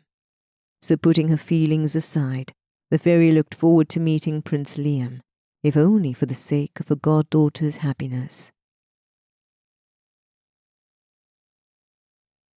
Chapter 7. The cave rumbled, and the ground shook, jolting the prince out of his sleep. His sword was already drawn by the time he got up on his feet, but there was no one there. As his eyes adjusted, he noticed the cave wall with the engraved door was gone. Opening the cave up further, there were 2 lights shining in the distance, one silver and the other gold, and a sweet voice beckoning him towards them. Was he really going to follow an unknown voice into the dark cave? Prince Liam sighed. It seemed like he had no other choice. Keeping his sword close to his chest and his courage intact, he ventured deeper into the void, following the mysterious lights. Walking in silence, Prince Liam noticed when the cave gradually transitioned from darkness to light. In the distance, he caught sight of the opening. A wave of fresh breeze lifted his spirits, making his chest feel lighter. He took brisk steps towards the cave's exit. The silver and golden light became brighter, causing him to shield his eyes. Welcome back, Prince Liam. A voice emerged from the golden light. He recognized it as belonging to Celestia, the fairy he had met before. It is so nice to meet you, spoke the voice from the silver light. Prince Liam knew it must be Celestia's companion, Luna. I am relieved that you are here, Prince Liam exclaimed, now that his eyes had adjusted to their bright light. The prince could see their divine faces smiling back at him. Has the princess come with you? As he spoke, both fairies gave a gentle nod before stepping to one side, and from the center, Aurora emerged, appearing as beautiful as the first day he met her. Aurora. He stepped forward. Only a few meters separated them, the princess being on the side of the forest, while he was in the cave, his heart feeling like it would burst. Stop where you are, Luna exclaimed. His feet immediately stopped at her command. Her outburst shocked and confused both Prince Liam and Aurora, so they looked towards the fairies for an explanation. I have to agree with Luna, Celestia said apologetically, not meeting their eyes. If you take a step forward and cross this threshold, the forest may once again lead you away from this place, perhaps even further than before. Prince Liam was stunned. It seemed like a cruel punishment, being within arm's reach of Aurora, but being unable to embrace her once more. Aurora was silent, her head bowed, offering no protest at what was unfolding before her. The princess appeared more timid than before, possibly due to the presence of her two guardians. What about their meeting last night? Aurora may try to act like it never happened, but Prince Liam couldn't forget their passionate kiss. The memory would remain forever etched in his mind until his last breath. "If I cannot step forward, then can Aurora meet me?" the prince asked, trying not to take offense at the fairy's objection. "Aurora cannot leave the safety of the forest," they said. The fairy's refusal made him feel more frustrated. "How long must she stay?" The prince's words were terse. "We are not sure, but it could be as early as 5 days from now, on her birthday," Celestia replied. "as soon as the danger of the curse passes," the fairy added, looking towards her goddaughter. Hope returned in Aurora's eyes. Seeing her calm acceptance of the situation only exasperated the prince further. Why wasn't Aurora fighting back for her freedom? How much longer would she suffer confinement in the name of protection? There was no guarantee of her safety if the wicked witch was set on harming her. Prince Liam was determined to make her see reason. "What if the witch finds her in the forest?" he asked the fairies. "That would never happen," Luna replied. "Why not? It seems to me the only protection you can offer Aurora is keeping her hidden," Prince Liam replied, undeterred. "What if that proves not to be enough? What then?" He looked towards the princess and asked, "Will you still stay?" His argument forced the fairies into silence. "I made a promise to protect Aurora, and I will keep my word," Prince Liam said. "Aurora, come away with me to my kingdom. I will use the force of my entire army to take down anyone who threatens to harm you." The princess, moved by his passionate words, takes a step forward, but Luna gently stops her by placing a hand on her shoulder. "Aurora has waited so long. She can wait a few more days," she said. "What about after then? She will survive this curse, but what if the wicked witch places another? Will she have to wait another 16 years before she is free? Will it continue throughout her life?" the prince asked angrily. "We know what is best for her," Luna replied. She had not answered his questions. "Have you ever even considered what she wants? Tell me, Aurora, what is your desire? If you say it is to remain here in the forest, then I will leave and never bother you again." The princess had tears in her eyes, obviously torn between what she desired and a sense of duty to her fairy godmothers. Aurora hesitated for a moment, carefully selecting her words.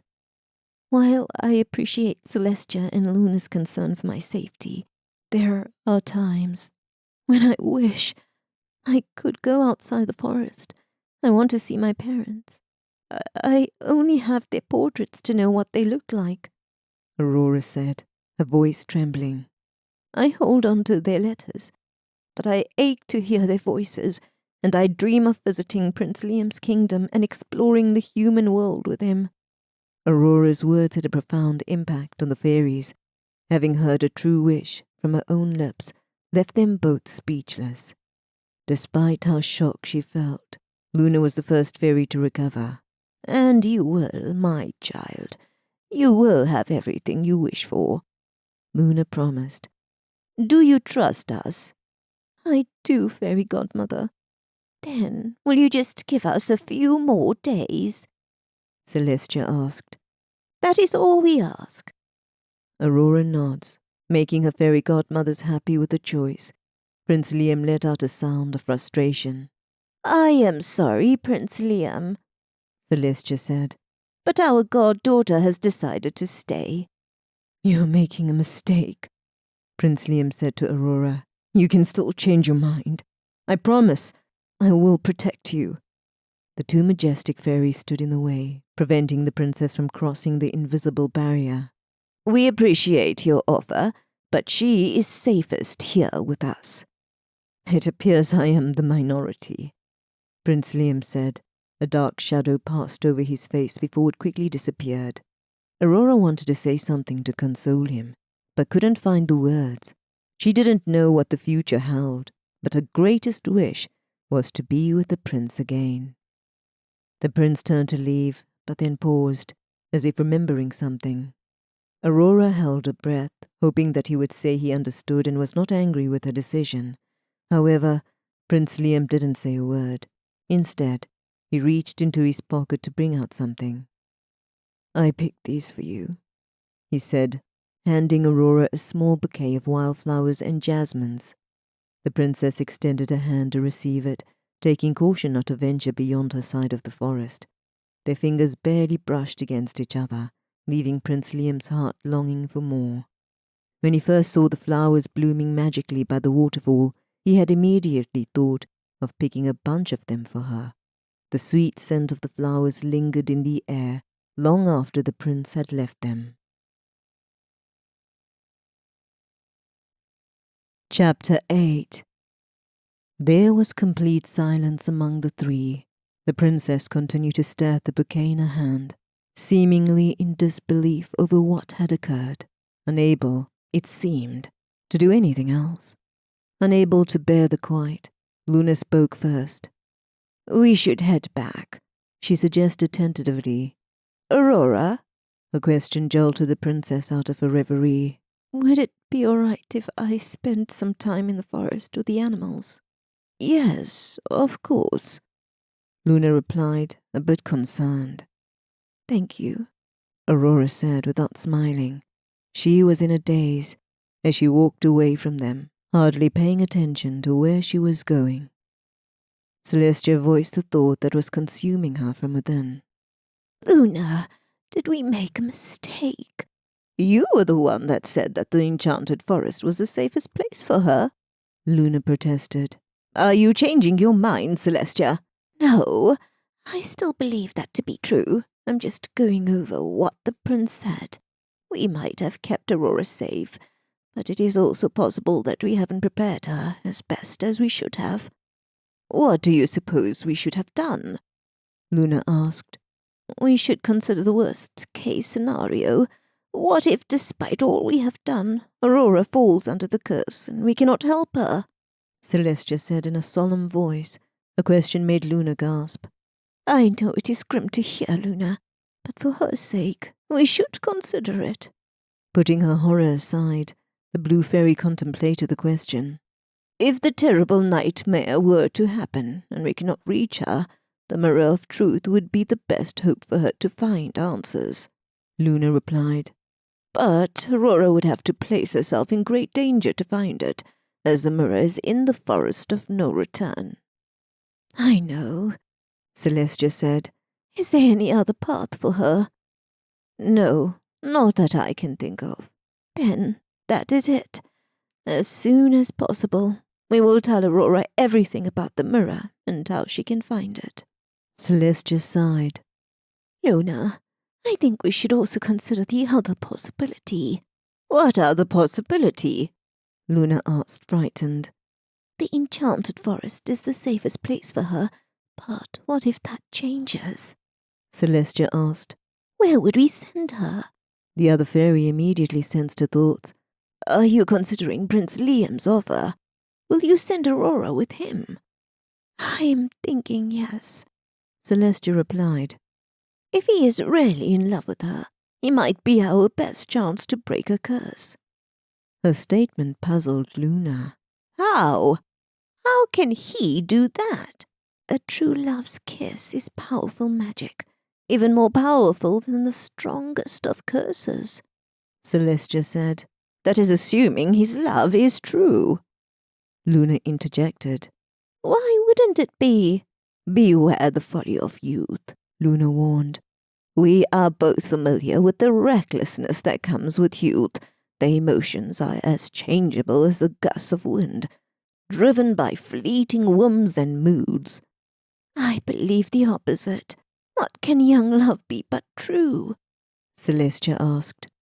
"Didn't you see how Aurora opened up to him? How, after all these years, she finally confessed feeling unhappy? I kind of wish I hadn't learned that. It was easier doing what we were doing, knowing she at least felt content," Luna admitted.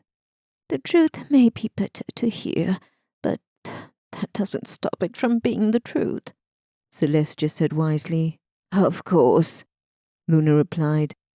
Seeing they were in agreement, Celestia continued. The prince would be heading back to his kingdom by now. We should let him know that we are seriously considering what he proposed, but I think I should be the one to talk to him. Luna raised an eyebrow. I see that you left the task of speaking with Aurora to me. Quite sneakily, I might add. Celestia gave her a sheepish smile. Caught. Okay, fine then. I will talk to her. Luna puffed her cheeks and then blew out a breath of air. The sooner I do it, the better, because I will lose courage if I wait too long. I am not worried about that. You're the most courageous fairy I know, Celestia said with encouragement. Luna crossed her arms over her chest. You really know how to butter me up, especially after you give me the more difficult task, she retorted, causing Celestia to burst into a grin. Luna also smiled, for she couldn't stay angry with her best friend for long. Are we clear on what we have to do? Celestia asked, becoming serious again. Yes, let us just hope that it goes smoothly, Luna replied. And I hope Aurora finds it in her heart to forgive us, she thought to herself. Leaving Celestia at the entrance of the cave, Luna made her way towards the forest. After she was gone, Celestia stepped into the cave. The fairy gazed into the darkness, straining her eyes to see the missing figure. Prince Liam couldn't have gone too far, she thought. Without a doubt, he would be thrilled to hear that they have reconsidered his offer. Celestia's light grew brighter as she stepped into the dark cave, lighting up the path a few feet ahead of her, but not any further. The fairy didn't want to catch the attention of anyone else who might be lurking around. The soothing sound of the waterfall echoed through the cave, along with another mysterious noise that she couldn't quite make out. Celestia had brought a wand with her, her instincts telling her to. She and Luna had been far too reckless lately, and she knew she needed to be more vigilant and put up her guard. The fairy was somewhat relieved to find the cave wall still there, untouched and solid as ever. It was the only barrier before the entrance to the enchanted forest. Their last stronghold being the walls of their cottage. Celestia recited the words to open the carved door and watched as the wall dissolved into nothingness. Again, she heard an indistinct sound from ahead of her. Hello? Is somebody there? Was it Prince Liam? If he was, why didn't he come forward seeing her golden knight? A prickling sensation at the back of her neck made her turn just in time to see a pair of green eyes glowing in the darkness, moments before the creature launched into an attack. Chapter 9. Luna was determined to set things right with the goddaughter again, but first, she had to find her. It was a large forest, and the fairy didn't have time to wander around looking for the princess. Can anyone take me to where Aurora is? She asked in the forest.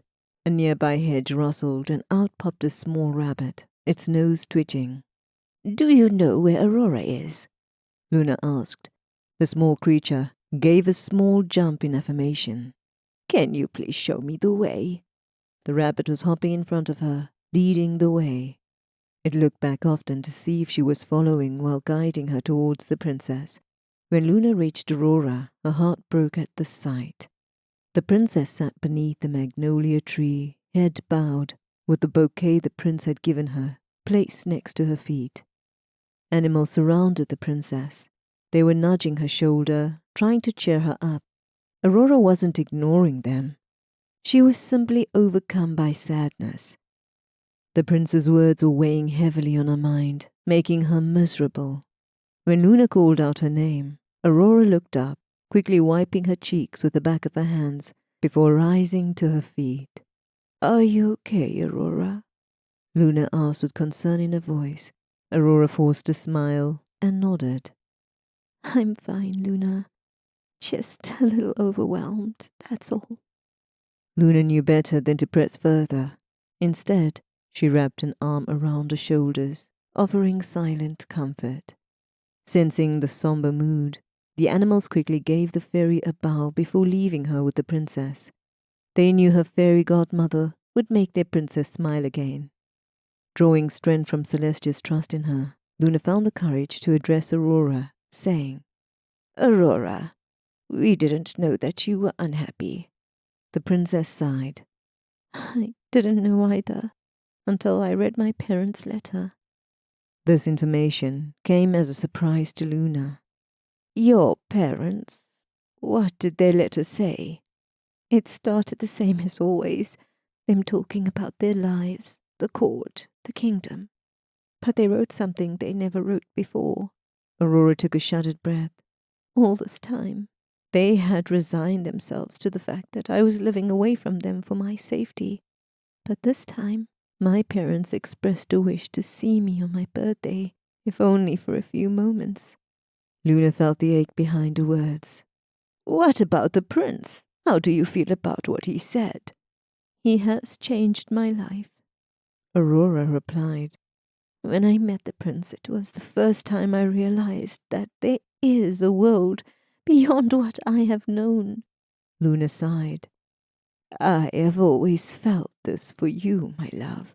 It saddens me that you had to miss out on so many experiences while growing up in the enchanted forest and couldn't spend time in your own world." Aurora's eyes grew larger. "You did?" "Yes. I just didn't want to tell you because I thought you were unaware and so felt that perhaps ignorance was bliss." The fairy took her goddaughter's hands into hers. "But I know that was wrong. I am glad that you are sharing your feelings with me, Aurora. You know you can tell us anything," she reassured. "I felt it long ago, but didn't want to face it. Perhaps I should have sooner," the princess confessed. "Sometimes true feelings can be painful to confront, but remember, you are strong, Aurora. You can face whatever challenges come your way." "With you and Celestia by my side, I know I will," Aurora replied with a smile. Luna gave her goddaughter a hug. They would face whatever trials came their way together, with their bond being their strengths.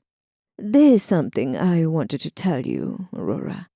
Both Celestia and I decided to consider Prince Liam's offer." "But I can't leave the forest. It won't be safe."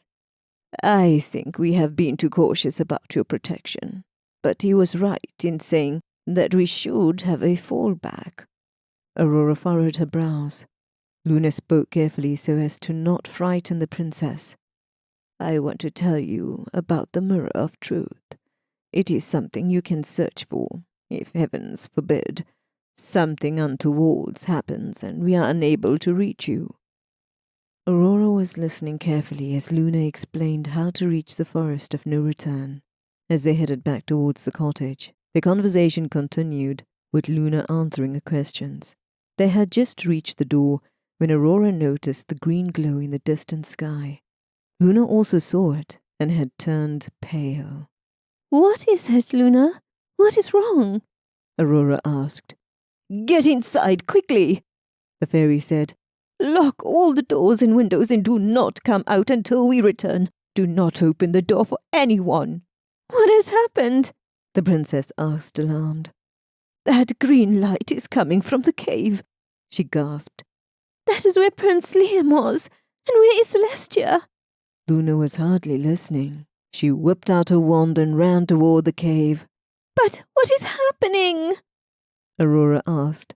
The fairy looked terrified when she said, "We are under attack." Luna didn't have time to elaborate further, but still she yelled back one parting instruction for the princess. "Remember what I told you. Do not open the door for anyone." Luna surprised her by transforming into a glowing silver orb of light, drifting into the distance until disappearing altogether from her sight. Aurora stood there for a long while in a stunned state. When the princess realized with a jolt that she was vulnerable standing out in the open like that, she hastily made her way into the cottage and locked the door.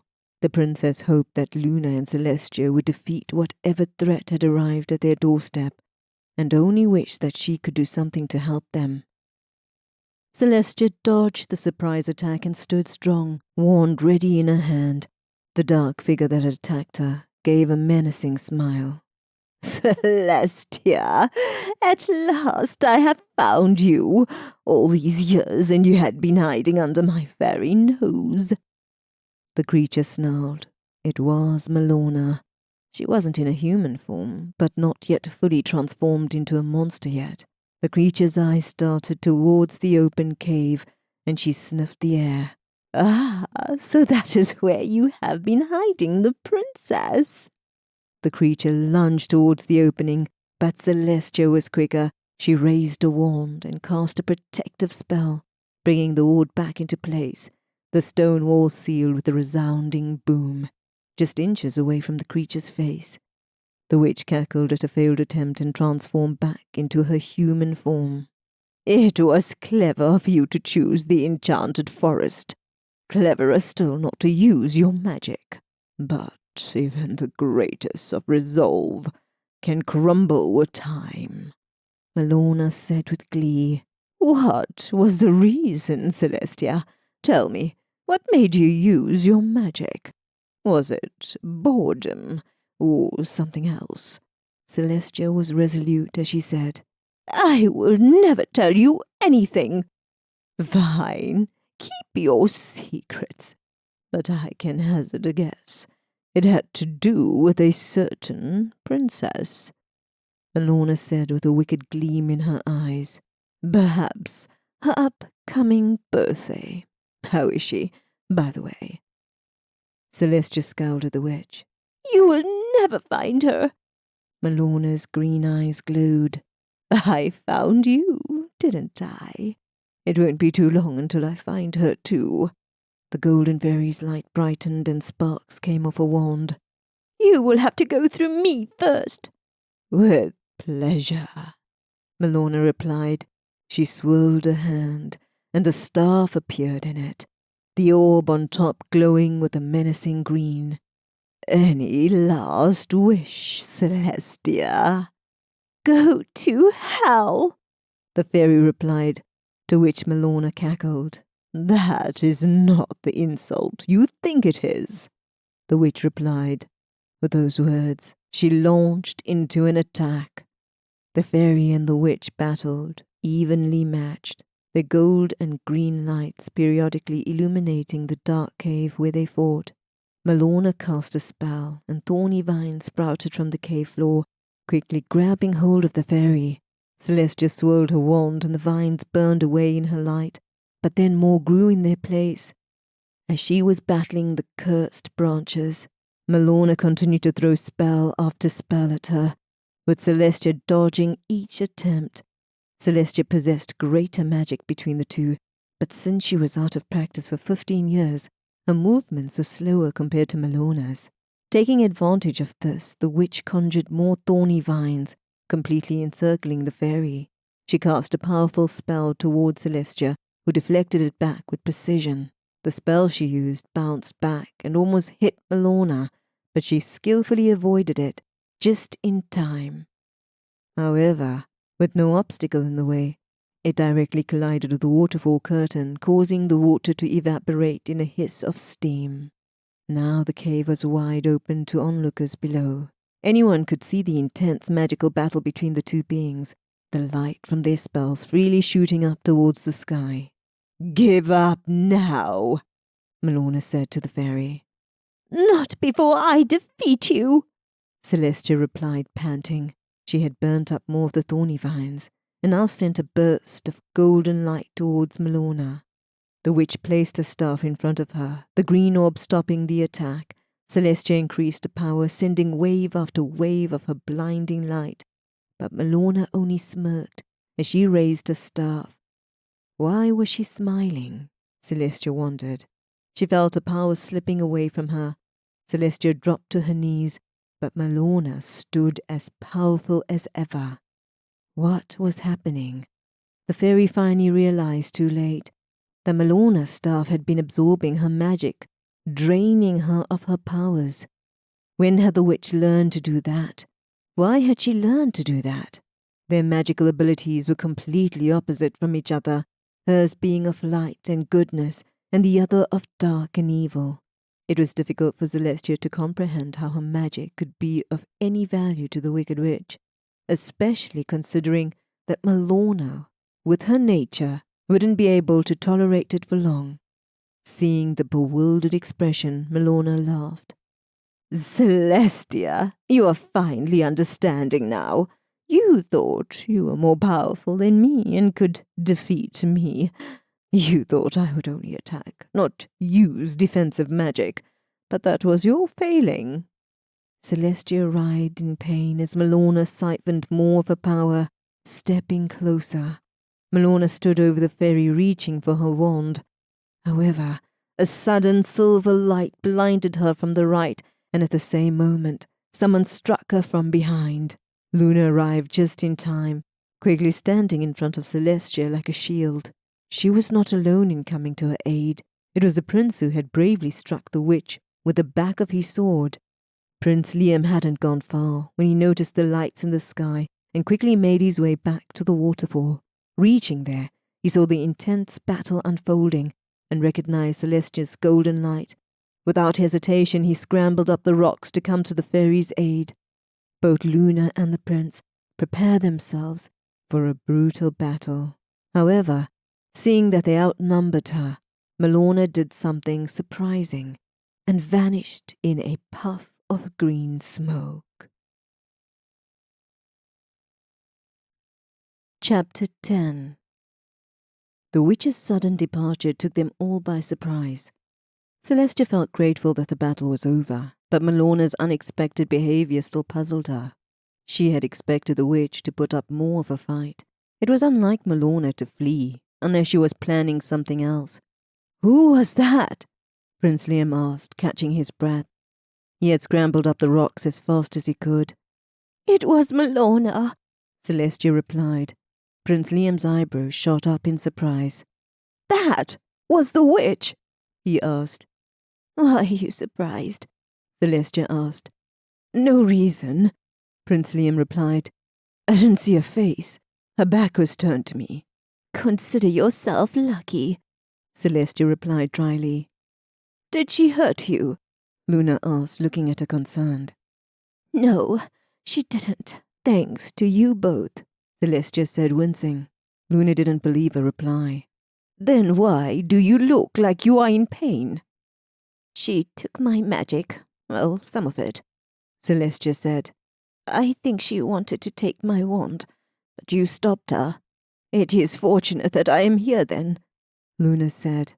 "Yes, despite breaking our agreement, one of us was never to leave Aurora's side or leave the cottage unguarded," Celestia said, raising an eyebrow. "Are you praising me or being angry with me?"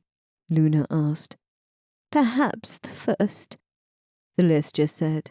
"I never thought there would be a day when I'd be glad that you broke a rule, Luna." "Hush, Celestia. You can berate me later." She swung one of Celestia's arms over her shoulder to support her.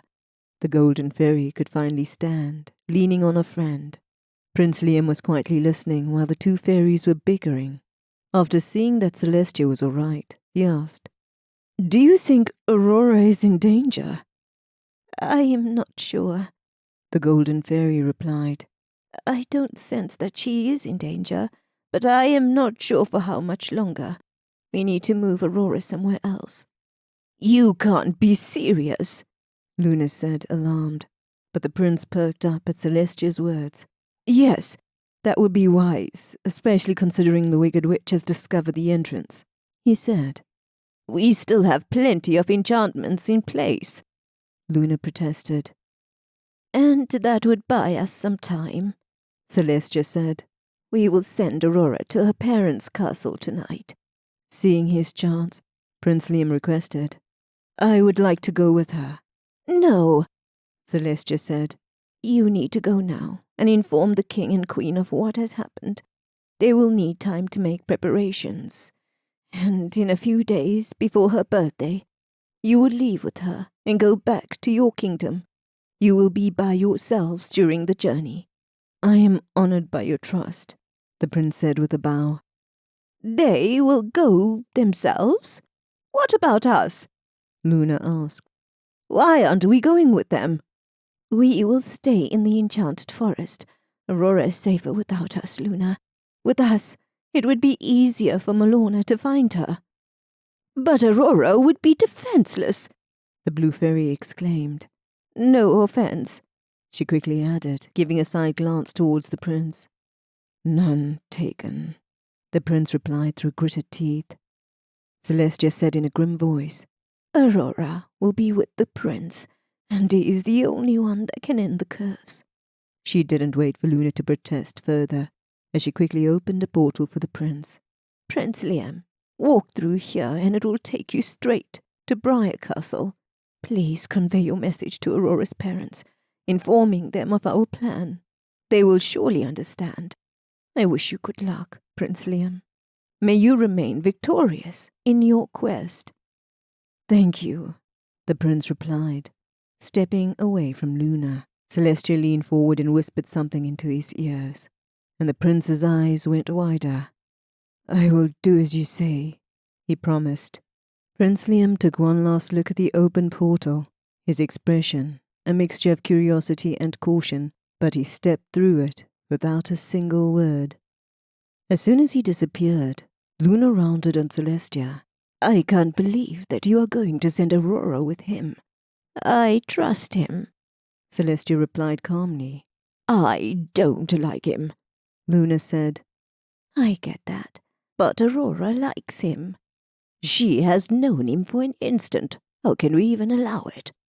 How can we allow it? Celestia asked, incredulous.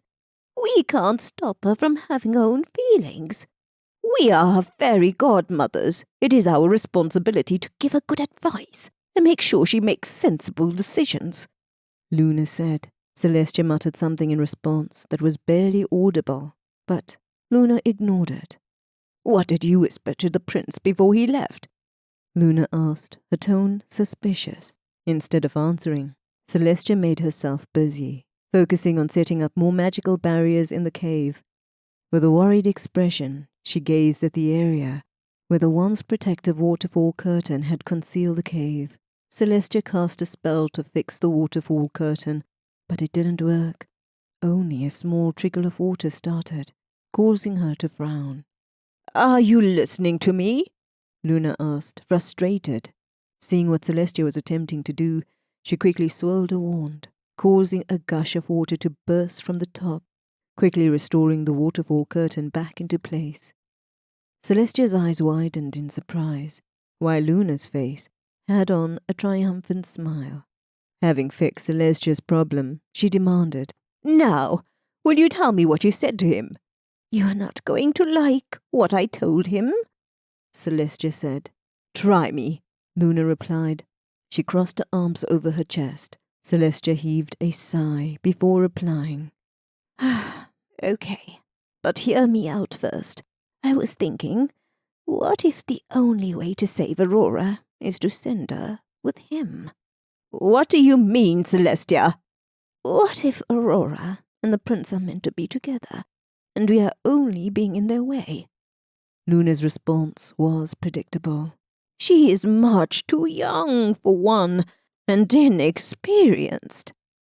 Barring that, so far, the prince has only shown his bravery. You saw how he attacked the witch. Okay, I can admit that he showed courage, Luna said, conceding. But is it really wise to entrust our goddaughter to someone who has no connection or relationship with her? Then would you have any objections if Aurora and Prince Liam got engaged? Engaged? You think we can trust this prince? A man we know nothing about, with our goddaughter? Celestia's shoulders slumped.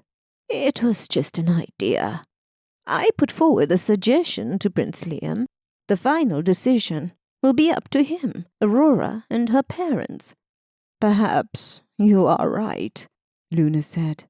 I am only going by my feelings, but if this is a way to protect Aurora, I wouldn't go against her engagement. Celestia beamed. I knew you would come around, Luna. I am not yet completely sold on the idea, Luna said. Anyway, We should hurry back. We left Aurora all by herself in the cottage. The wicked witch is inching closer. I can feel her presence." Celestia nodded grimly and both fairies hurried back to the cottage. Aurora's face grew paler and paler as they recounted what had happened in the cave. They were careful to reassure her that she was still safe. However, now that Malona knew about the entrance to the enchanted forest, Aurora would have to leave and go to her parents' castle. "From there, you will travel with Prince Liam to his kingdom," Celestia said. Aurora didn't know whether to feel happy or concerned. "What about you?" Celestia looked towards Luna before answering. "We both discussed it and thought it would be best if you two went ahead without us. We will join you later in the journey." Aurora furrowed her brows. "Why?" "We have a feeling that the witch will attack here first," Luna replied. "She can sense our magic and will know that we are still in the enchanted forest." "So you mean to deceive the witch?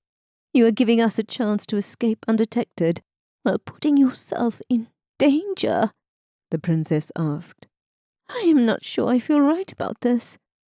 "My dear child," Celestia replied, "it is our sacred duty to protect you from harm. I can assure you we will be perfectly fine here in the enchanted forest. We will have a better chance of defeating the witch, and it will be a relief to know that you are out of harm's way." "You will get to see your parents," Luna said. "and to see Prince Liam's kingdom with him," Celestia added, getting a disapproving sound from Luna. Fortunately, Aurora was so deep in her thoughts that she missed Luna's reaction, seeing that there was no other recourse left but to say goodbye to her godmothers. "I will miss you both," the princess said, tears forming in her eyes. "As will we," Luna said, matching her tears. "But this will only be a temporary parting. We will be together again," Celestia promised. All three huddled together in a group hug. They found some solace in the idea of soon being free from the wicked witch and her curse. "How long do I have?" Aurora asked. Her voice was steady. "You will leave tonight," Celestia replied. "Gather what you need and only what is necessary. Remember, once you arrive at your parents' castle, the fewer the people know, the better, including servants. It is utmost important that this trip remains a secret. We don't want Malona getting news of it." Aurora nodded and headed towards her bedroom to gather some things for the upcoming journey. "Before you leave, we wanted to give you something," Luna said. Her godmother appeared nervous, and Aurora couldn't understand the reason. The fairies had already fought the wicked witch and made her flee, so what was Luna worried about now? Chapter 11. It had been close, much too close. She almost had Celestia before the other fairies showed up. No matter, Malona had collected enough of Celestia's magic for her purpose. She swept her hand over the orb on her staff, making it glow red, the shade of blood. "Open the doorway," she commanded. The room shook as a thin, translucent portal opened before her. The witch smiled wickedly. "It is time to collect my army," she said. A servant returned to the throne room just in time to see his mistress disappear. Claude was in shock. He moved numbly to where Malona had been standing and waved his hand around in the air. There was but a small opening remaining, where he could see shadows moving within the small window and something like smoke coming out of it. Curious, Claude put his arm through the portal, but yelped back in pain. He looked at his arm and saw blisters forming after the blast of heat. He was such an idiot. Why did he go poking into things he knew nothing about?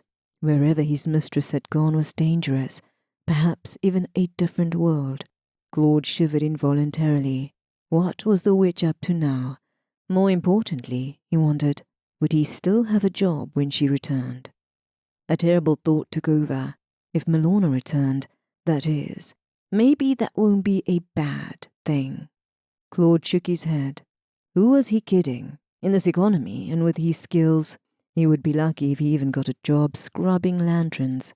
Everyone hated him for what he had done to them, so that meant he would have to travel to another kingdom where his tarnished reputation won't put him in danger.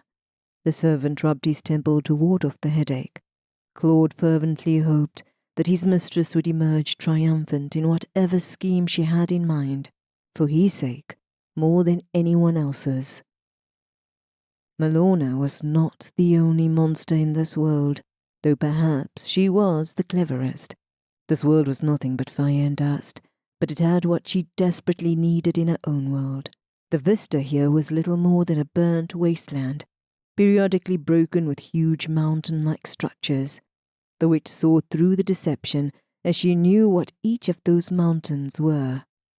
They were demons, monstrous, powerful demons, and pretty soon she would have an army of them of her own. Just imagine what I could do with such an army. The witch's mouth salivated at the thought. Nearby, the ground shook as two demons tumbled and snarled at each other, locked in a deadly brawl. They snapped their enormous teeth, taking bites off the other with each attack. Both demons were starving mad or just starving. It didn't take long for Malona to figure out that the issue was likely food, or the lack of it. She couldn't imagine anything growing in these parts, especially with the blistering, searing heat. As far as she could see, there was not a drop of water in sight. Malona addressed the more vile-looking demon of the two, the one who was now chomping on the leg of the weaker, dead one. "My poor darling, it must be so hard for you to fight over scraps," she said sweetly. "Where I come from, there's plenty of food, but not enough creatures to eat it all." The green demon looked at her, blood dripping from his chin. "What food?" he asked in his terrible voice. "Fruits that grow on trees, vegetables from the ground." The demon waved his hand away at her, disinterested, but stopped when she said, "Animals." Now she had piqued his interest. "What animals?" he growled hungrily. "Boars, cattle, horses," the witch listed using her fingers. The demon licked his lips. "Horses? How many?" "Enough for you to eat for every meal, every single day," the witch replied.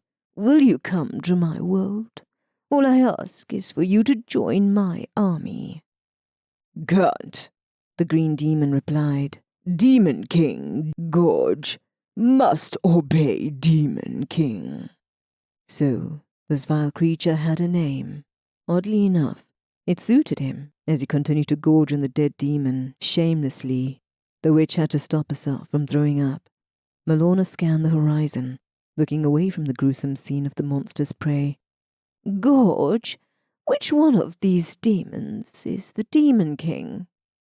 The green demon grunted and pointed with a crooked finger to an enormous mass in the distance, and Malona nearly fainted, looking at the size. "Does the Demon King have a weakness?" she asked shrewdly. The green one grunts. "Demon horns." It was surprising how easily Gorge was giving her the information. He was clearly interested in her offer. "Gorge, do you want to work for me?" The green demon confirmed by muttering, "Kill Demon King. George eats horses. Help me, and I will grant your wish." Malona replied, "Take me to your king, but make it seem like I am your prisoner. Present me as an offering. I will take care of the rest." The green demon made a low, guttural sound, and with no warning, he used his enormous tail to deliver a forceful blow to her head. Gorge did it with such force that it caused her to lose consciousness. When Malona's eyes fluttered open again, she found herself in front of the Demon King. His eyes, large and inky black, were fixed upon her, filled with both curiosity and hunger. Milorna's head was still throbbing with the impact of the green demon's blow. That idiot, she thought. Why did he have to hit me so hard? Despite the painful blow, she was still alive and thankfully did not appear to be missing any body parts. The beast had not bitten off any limbs while she was unconscious. With that stroke of luck, it was time to get down to business and complete the task she had come for. The witch scanned the surroundings, looking for clues. The enormous Demon King sat perched on his throne, which was inside a giant fire pit, the heat of which made her sweat harder. His crown was a set of demon horns, just like Gorge had mentioned. There was only one other demon nearby, a giant grey beast with bat-like wings. The witch would have rather met the Demon King alone, for she didn't like the way the grey demon was looking at her. He seemed far more intelligent than the other demons she had met so far, including the Demon King, who was looking at her indolently. The ground rumbled when the Demon King spoke. It took you long enough. The beast had been waiting for her to wake up. She quickly bowed in front of him. Gorge never makes an offering. He never shares. So when he said he wanted to make one today, I wasn't expecting anything grand, and yet he still disappoints me. The Demon King sneers. What should I do with her, Helgor? He asks the grey demon. She won't even be a mouthful to eat. Pathetic. The grey demon asked. Why is she here? She's not of our world. Milorna's instincts had been correct about the grey demon, Helgor. He was asking the right questions. Helgor sensed her ambitions, or maybe it was possible that he felt her powers. She had to divert the Demon King's attention before he got suspicious. I am but a humble admirer, my king, Milorna admitted. She addressed the larger beast, ignoring the grey one entirely. Much to his annoyance, she looked up at the demon horns with open admiration. I had heard the rumors about your glorious crown, but had secretly hoped that they were wrong. What rumors? The Demon King asked, curious. Milorna smiled. The beast was falling right into her trap. That you needed to rule all the other demons. Surely, with your immense size and power, I would think not, the witch replied. She was stroking his ego further and hoped that he would take the bait. I need nothing, he growled. Helga opened his mouth, but the Demon King had already replied. I would like to believe you, the witch said coyly. But a hesitation fueled the Demon King's anger. I will show it to you, he said. He took off the crown and placed it on his lap. Ask any demon to fight me and I will give you its head. I couldn't possibly ask. Then I will do it myself, the Demon King said impatiently. No one had doubted his powers in a long time, especially not a feeble little human. The Demon King, desperate to prove his supremacy, issued the challenge himself. He roared loudly, the booming sound echoing for miles around. To Milorna's surprise, a few demons flew in and stepped forward to answer the king's challenge. The Demon King growled low in his throat. Is that all? He roared, looking disdainfully at his challengers. The beast still did not suspect a trap as he stepped away from his throne, leaving his crown behind, but the grey demon remained watchful over the witch's every move. Milorna didn't even move a muscle. In fact, she didn't even glance at the demon horns. The battle began with 3 demons pitted against the lone Demon King. The fight was over before it began, with the other demons limping away to lick their wounds. Most impressive. The witch clapped slowly, causing the Demon King to grin. I guess the rumors were vastly exaggerated, Milorna said, a voice laced with disappointment. The Demon King gave a low laugh. It wasn't wrong. The demon horns give me dominion over the will of other beasts, but the strength I hold is of my own. The Demon King returned to his vacant throne, almost sighing as he sat back. He placed the demon horns back on his massive head. The flames licked away any remnants of his injuries. How intriguing, the witch thought. "What are you thinking?" the Demon King asked, seeing her expression change. Her eyes gleamed. "I know." "You know what exactly?" "The source of your strength," she replied. His reaction was swift.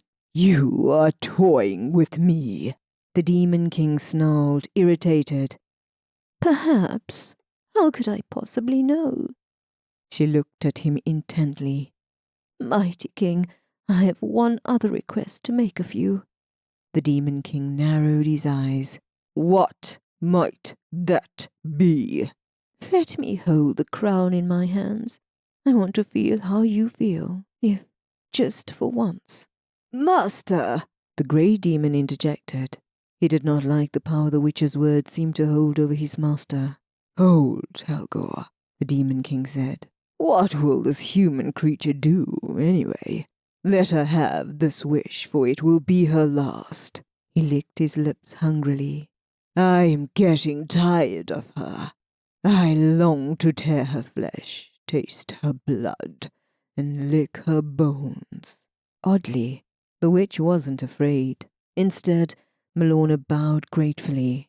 "You are too kind, my king, for granting this final wish," she said almost mockingly. The Demon King dropped the enormous crown, which landed with a loud boom. It didn't crush her, but only because it rolled away and landed a few feet away from her. The Demon King laughed, seeing how tiny the witch looked in comparison. But she was smiling too, as Malona stepped closer to the crown. It seemed she was growing in size, but it was the demon's horns that were shrinking. As soon as she reached down to pick it off the ground, the demon horns were so shrunken in size that Malona could pick it up with both hands. She tipped the crown in the Demon King's direction before placing it on her head. The Demon King watched the movements with fascination. His inky black eyes gleamed. "How does it feel to wear it?" "Glorious," she replied. As soon as she put it on, she could feel the tremendous magic it possessed. The Demon King hadn't even used a fraction of its power, but all that was about to change. The Demon King grinned.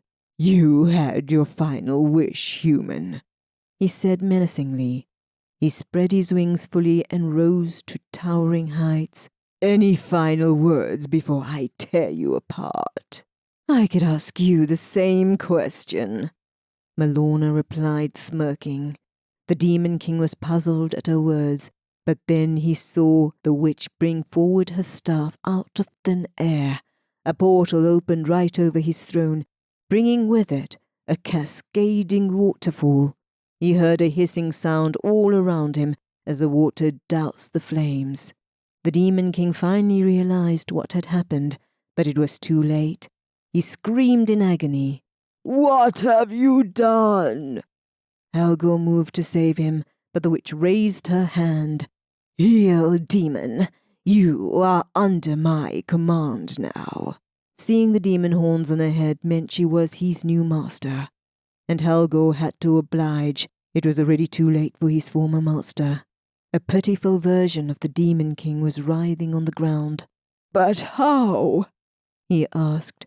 "Never underestimate your enemies, especially one who is more hungry than you," Malona said, licking her lips. "The absence of water in this world made me ponder.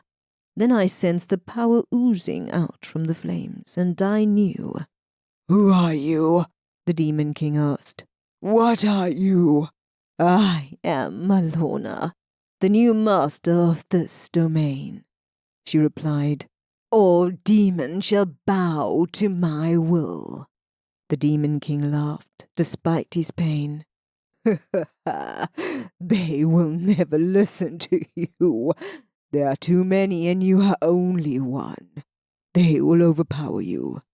As he spoke, hordes of demons came rushing towards her, flying in from every direction like a great swarm of bats. In their eyes, she was as small and insignificant as a fly, something they would devour in an instant.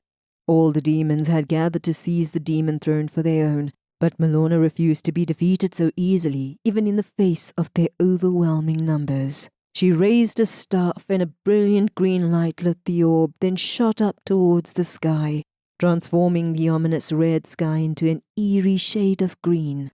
The witch's voice rose above the chaos of the monsters as she cast her spell. Fai de luma, a sua debilidade, fai de luma, o quas maeste men. Soon the shrieks and agonized cries of the monsters filled the air. They all grew smaller, some losing their wings and others disintegrating entirely into piles of ash.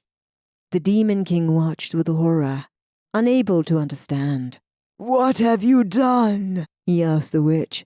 "I took away their strengths and gave them fear," Malona replied. She waved a staff again and opened a large portal. She pointed to the remaining demons to go through. Gorge was the first demon to obey her command, and the others slowly followed. There were still demons who remained defiant, including Helga.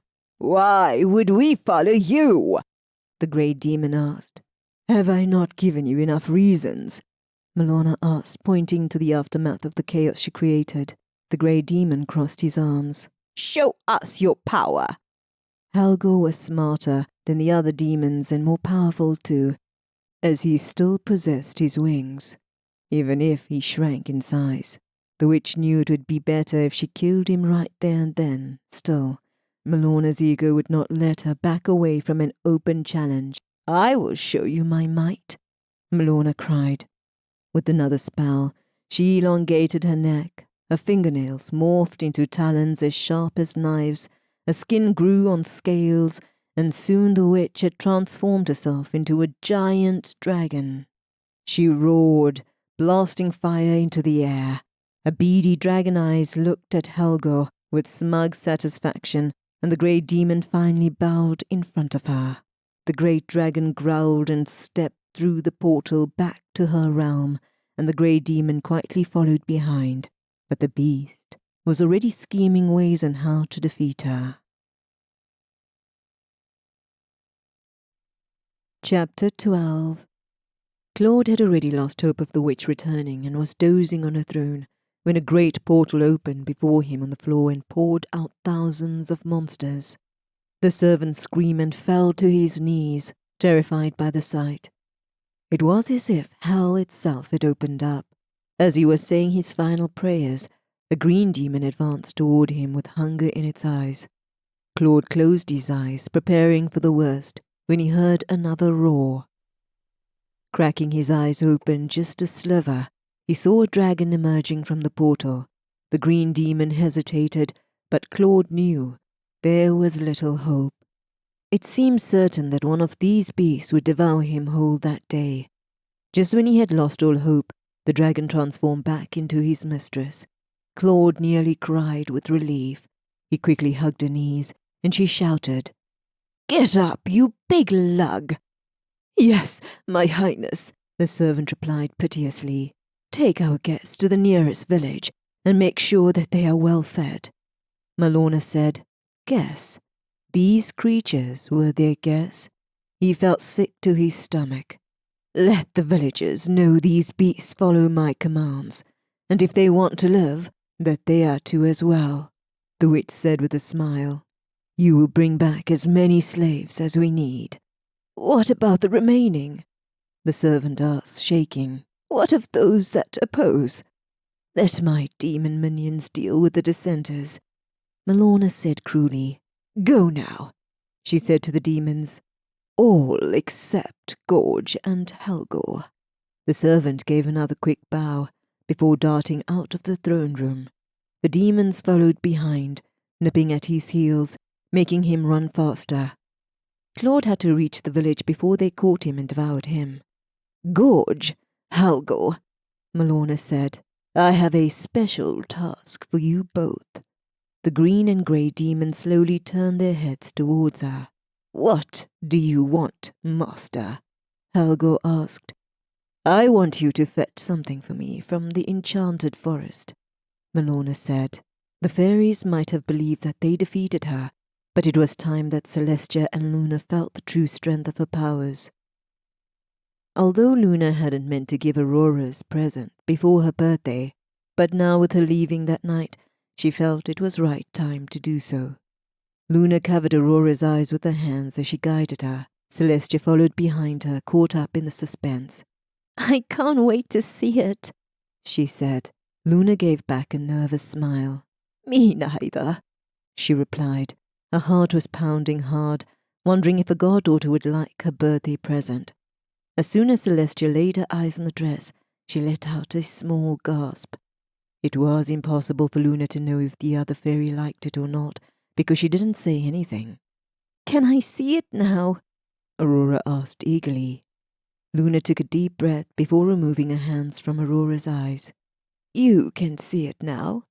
The blue fairy waited in anticipation of the princess's verdict. Aurora was quiet for the longest time. Celestia quickly piped in, giving Aurora time to collect herself. You have really outdone yourself, Luna. Thank you, she replied, blushing. Do you like it, Aurora? It's... The princess was at a loss for words. If you don't like it, I can always change it for you, Luna said quickly. No! Both Celestia and Aurora exclaimed together, startling Luna. They all looked at one another and burst out laughing. This is the single most beautiful dress I have ever seen in my life, the princess exclaimed. She was stunned by the beautiful design and even more so by the color. The dress started with the lightest of blue at the top, so delicate it almost seemed white, then ended with the sweetest pinks at the hem and sleeves. You put both your favorite color and Aurora's, I see, Celestia remarked, amused. Luna gave a nervous smile. I couldn't decide on which color to choose, so I chose both. Can I try it on? Aurora asked. Of course, Luna said, nodding her head, and the princess gave a small squeal before snatching the dress off the mannequin and rushing off to her room with it in her arms. I think she might have liked it, Celestia said with an amused smile. Luna let out a breath of relief. I am so glad I listened to you and didn't go with the first design. I don't know. I kind of miss it, Celestia teasingly said, which caused Luna to playfully punch her shoulder in return. They waited until Aurora dressed and came back.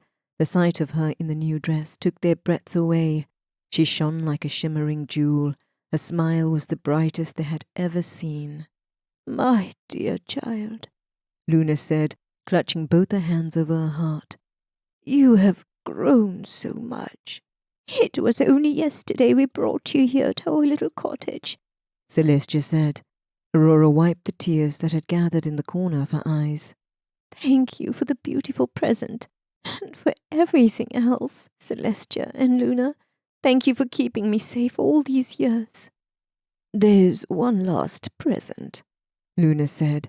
She reached for the drawer in a table and brought out a sparkling tiara. She gently placed it on the princess's head. Your parents sent this for your 16th birthday. Now you truly are a princess. At that moment, Aurora realized that Luna and Celestia wouldn't be with her on her birthday, and her heart sank. Once it is safe, will you come and see me? Aurora asked. Yes, of course, both of her fairy godmothers replied together. As soon as we can, Luna promised with a smile. The sound of thunder abruptly interrupted their conversation. Great drops of rain were pelting against the window as lightning illuminated the sky.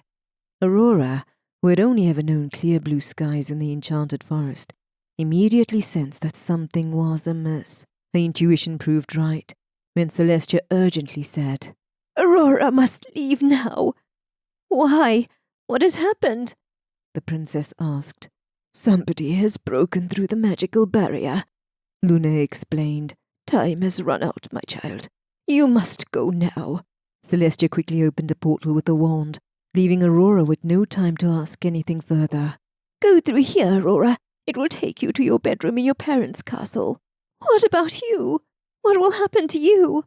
The princess asked, her lips trembling. Do not worry about us, my dear, Luna reassured, planting a kiss on her cheek. Stay safe, my love. The blue fairy gently nudged her towards the portal, while Celestia's eyes implored her to hurry. I love you, Aurora said, her eyes lingering on their faces. We love you too, the fairies replied. After taking one last look at the cottage and her guardians, Aurora stepped through the portal, carrying a heavy heart. The princess wished she had more time, but the storm had arrived, bringing chaos with it to the one idyllic enchanted forest.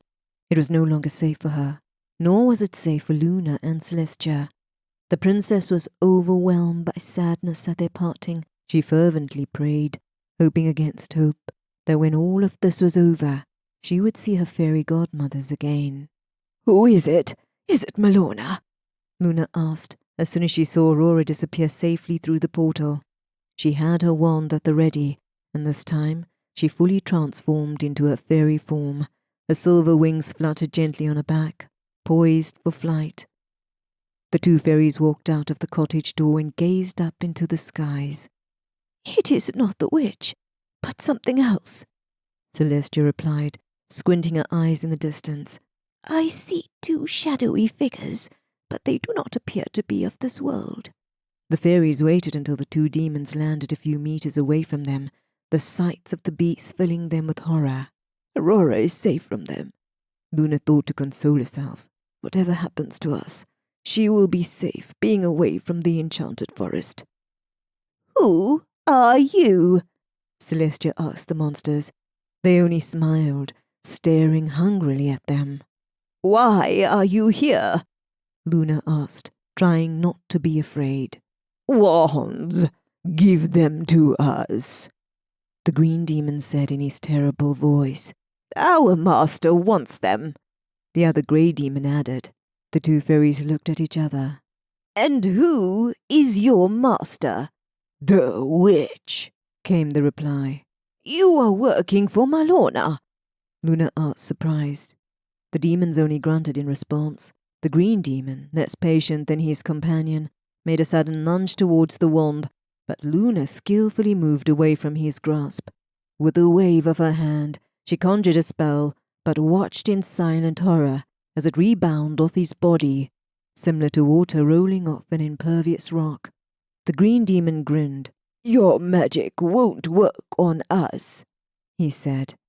Give Gorge your wands. Gorge slashed his spiky tail at Luna, but before she could react, Celestia pushed out of harm's way and absorbed the full force of the attack. Celestia, Luna cried as Celestia stumbled, but the other fairy reassured her with a raised hand. She was okay, albeit a little bruised. Give us your wands, the grey demon demanded. The fairies unleashed every spell in their arsenal at the demons, but to no avail, as their attacks had no effect. Now the two demons closed in from both sides. Gorge lunged at the golden fairy, narrowly missing her with his poisonous talons. A globe of green ooze landed on Celestia's arm, causing her to scream out in agony. It is poison, Luna exclaimed. We need to remove it immediately. I will be fine, Celestia said, but the blue fairy looked on helplessly. Take my wand and leave her alone, Luna desperately said to the two demons. Luna, no, the golden fairy exclaimed. We must not give in. We can't win against them, Luna said, a quiet desperation in her voice. Please, Celestia, give them your wand. What use will our wands be to us if we are dead? Celestia could not bear the pain in her arms or the hurt in Luna's eyes. She reluctantly handed over her wand to the grey demon and looked away. Seeing them defeated, the green demon grinned. This was his chance to taste fairy meat. Gorge stepped forward to take a bite out of the fairies, but the other demon stopped him in his tracks. We are done here, Helgor growled. We do not eat them. Gorge roared in anger, but Helgor bared his teeth at him. Surprisingly, the green demon did nothing else to challenge the grey demon. The two demons took off to the skies, back to Malona's castle, while the fairies lay crumpled and defeated on the ground. We lost, Celestia said, dazed. Let us go back into the cottage, Luna said in a soothing voice. I will make a healing potion for your arm. Celestia didn't seem to be listening to her. What will happen now, Luna? Now that Malona has our wands, she will come back for Aurora. The blue fairy guessed. What should we do? Luna held back her tears. Without our magic, there's nothing we could do.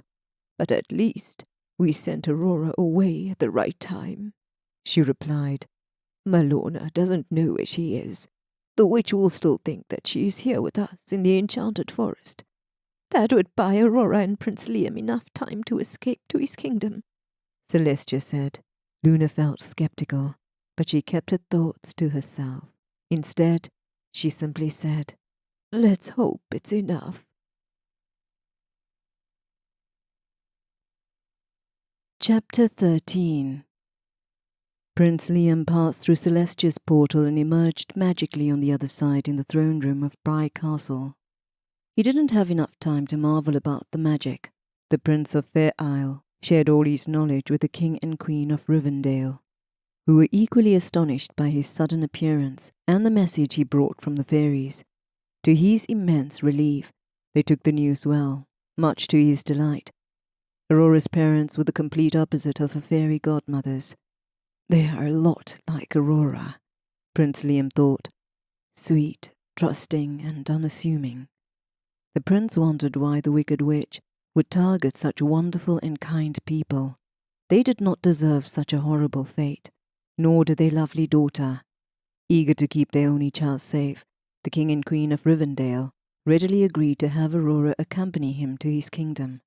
Prince Liam had shared nearly everything with them, except for the part about the dragon. He didn't want to worry them needlessly. Besides, by the time they reached Fair Isle, Aurora's curse would be over and the fairy godmothers would soon join them. The dragon only appeared once a year now, and with luck, it might not even show up this year. So, there was no point in sharing something that might not even happen, the prince reasoned to himself. As the skies turned from light blue to the dark of night, there was still no sign of Aurora. Hadn't the fairies said that she would arrive by then? Where was the princess now? Where is Aurora? The queen asked, echoing his thoughts. I am getting worried. Why is she taking so long to get here? Have patience, dear, the king said. We have waited so long. She will be here soon. The king and queen had cleared the throne room of all but their most trusted servants. They were determined to keep the princess's visit a secret, as it would be a tragedy if the wicked witch learned of her whereabouts before they took her away to a safe place. Prince Liam nervously twisted the ring in his pocket. Celestia had advised him to get engaged before taking the princess with him, and he agreed. It would be prudent and honorable to make the relationship official before they went to Fair Isle. In the short time the prince had arrived in Rivendell, he got hold of the royal jeweler and received the simple ring. He planned to replace it with a family heirloom once they returned to Fair Isle, but for now, the ring would have to do. I don't think my heart can handle all this suspense, the poor queen said. It's fluttering like a butterfly and feels like it's going to leap out of my chest. She did look unwell, and Prince Liam feared for her health. Breathe, my dear, the king said softly. Just breathe. Prince Liam felt pity for both of them and wished she could say something to soothe their worries, but the sound of the heavy throne room door slowly opening caught his attention.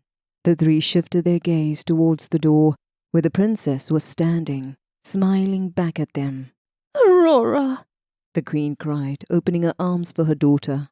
The king was stunned seeing his child, whom he hadn't seen for over 15 years, grown into a beautiful lady. A tear came to his eyes as he realized his daughter looked just like her mother. The princess performed a small curtsy before entering the welcoming embrace of her mother. On the way to the throne, she passed Prince Liam without a word, but graced him with a sweet smile. His heart beat wildly in his chest, but he was grateful that he got a few moments to compose himself while she was reuniting with her parents. It was her father who directed her attention towards the prince. We have only a short time before Prince Liam takes you to his kingdom, my child, but we are grateful for his offer to keep you safe. Was it his imagination, Or did a moment of surprise briefly appear on her face? No, it couldn't be. Her fairy godmothers must have informed her of their plan. I am grateful to Prince Liam and my fairies for always thinking about my protection, the princess replied, putting an end to his doubts. Still, Prince Liam thought, smiling to himself, he had a surprise planned for her. He had already consulted with the king and queen and received their blessings. Now the only person left to ask was standing before him. He knelt down on one knee to pose the important question to the love of his life. Aurora looked beautiful in her emerald green dress, as did the radiant smile on her face. Princess Aurora of Rivendell. Prince Liam spoke with utter sincerity. Will you honor me by accepting my proposal? I promise to love and protect you for all eternity. Her breath caught as she replied, Yes! The king clapped his hands in joy, while the queen openly wept tears of happiness. Prince Liam placed the ring on her finger and was pleased when it fit perfectly. Are you an angel coming to be my salvation, or a devil to steal my very soul? Prince Liam whispered in her ears, so no one else could hear them. The princess smiled.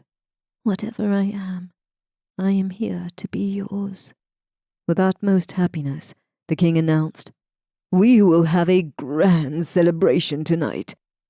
Forgetting the need to maintain secrecy regarding Aurora's presence, he directed the attending servants, Notify all the nobles to assemble in the ballroom within an hour, dressed in their finest attire.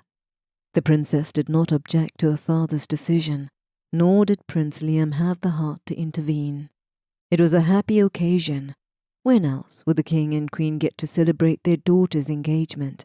They might not even see her for a long time. It will be all right, the prince thought. Aurora deserves to share some happy memories with her parents. He beamed, looking at his beautiful fiancée. Once she is safe in my kingdom, Aurora will have many more occasions for happiness. He promised himself. The princess will then finally be free. Chapter 14. Nearly 100 nobles from Rivendell had gathered in the glittering ballroom. Despite the last-minute invitation, they had gone to great lengths to dress in their finest attire, as per the king's request. While some noble women could only have their hair half done because of the rushed nature of the gathering, their curiosity was greater than their annoyance at being hurried. Their eager faces scanned the room, determined to uncover the purpose behind their assembly.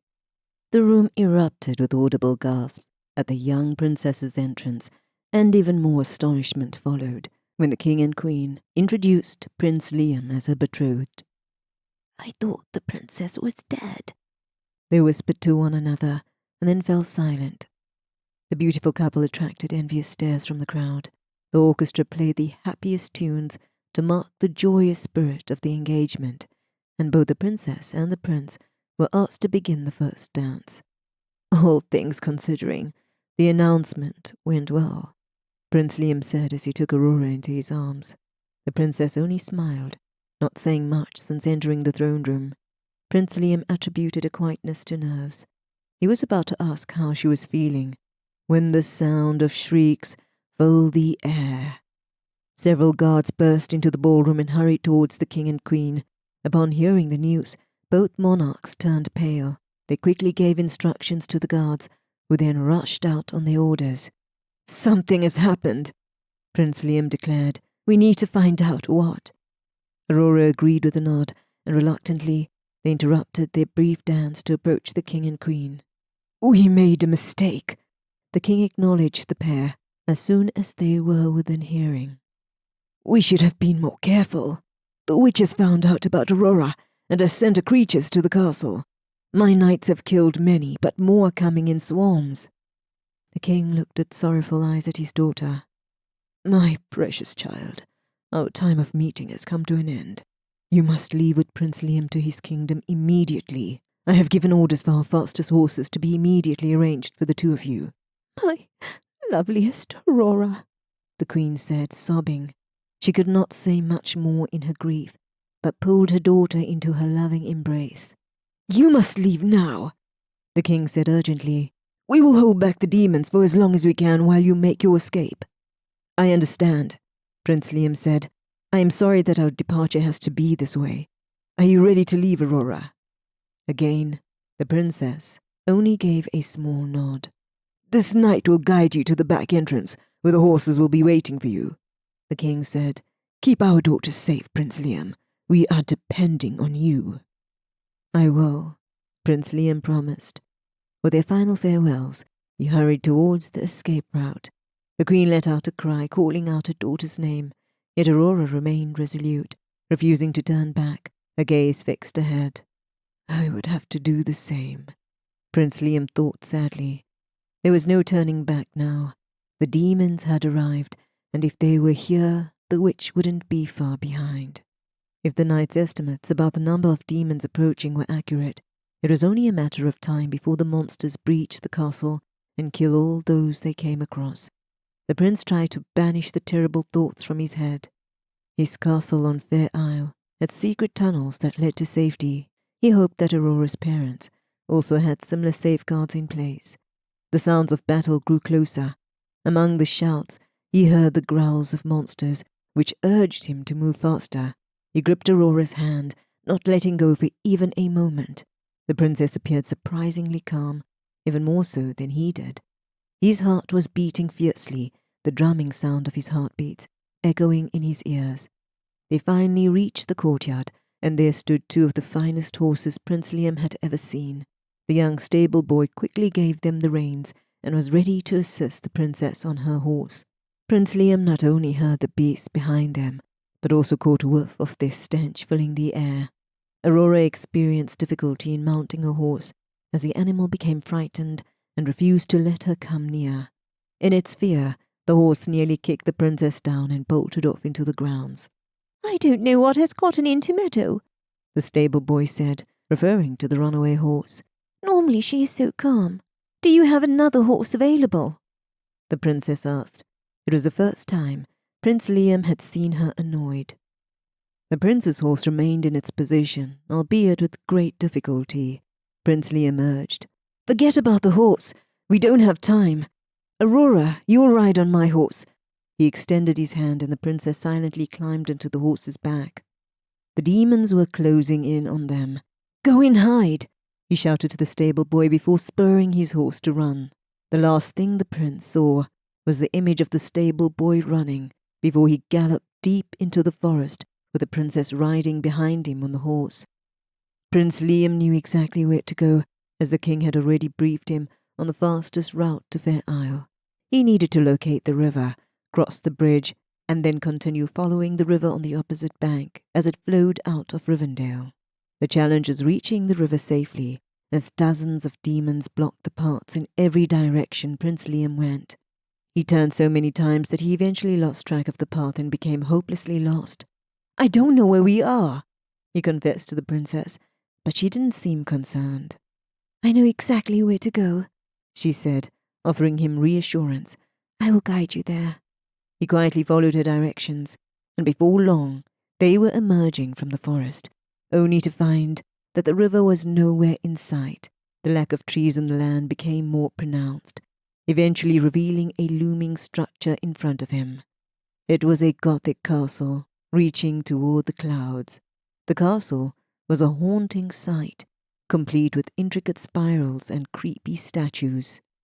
"Where are we?" he wondered, but the princess kept encouraging him to go further. They stopped in front of the building and the princess got off, took his hand, and urged him to go inside. Could this be a secret hideaway of the fairies that Aurora knew about? Prince Liam kept the questions to himself as he dismounted the horse and stepped inside.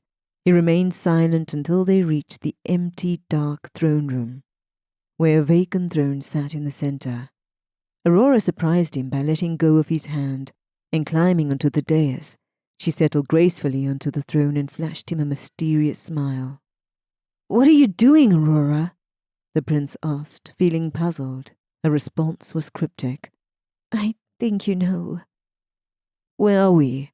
Prince Liam asked. I believe you know the answer to that as well. Aurora responded.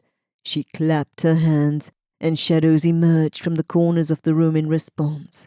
The once empty throne room became filled with a multitude of demons and human slaves, each bound by heavy chains at their feet and neck. They all bowed down before the princess. Prince Liam stumbled back in shock, finally realizing the terrible truth. "You are not Aurora," he said.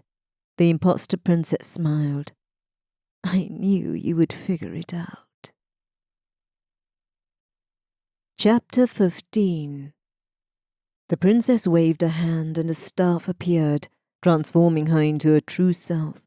The azure blue of her eyes switched to a haunting green, and her innocent face transformed to the cruel and beautiful face of the witch. "Malorna," Prince Liam whispered. "But how? When?" "Ever since. The moment I stepped through Briar Castle's doors," the witch replied, her voice triumphant and a smile wide. Prince Liam drew out his sword, but Malorna merely made a sound of disapproval. "Drop the pretense, my darling. You knew something was amiss the moment we met." It was true. He had noticed Aurora's silence, but attributed it to nerves. He had not delved deeper into his unease. Perhaps he should have listened to his gut feeling. "You tricked me! I could kill you now and save Aurora!" the prince exclaimed. The witch smirked. "True, but will you be able to find her if you do?" she taunted. "And let's not forget about your honor." "My honor?" the prince asked. "What about my honor?" The witch raised her hand, the engagement ring sparkling on her finger. "We are engaged, my dear. I am your betrothed." A sound of disbelief escaped the prince. "You can't be serious. You think I would marry a witch?"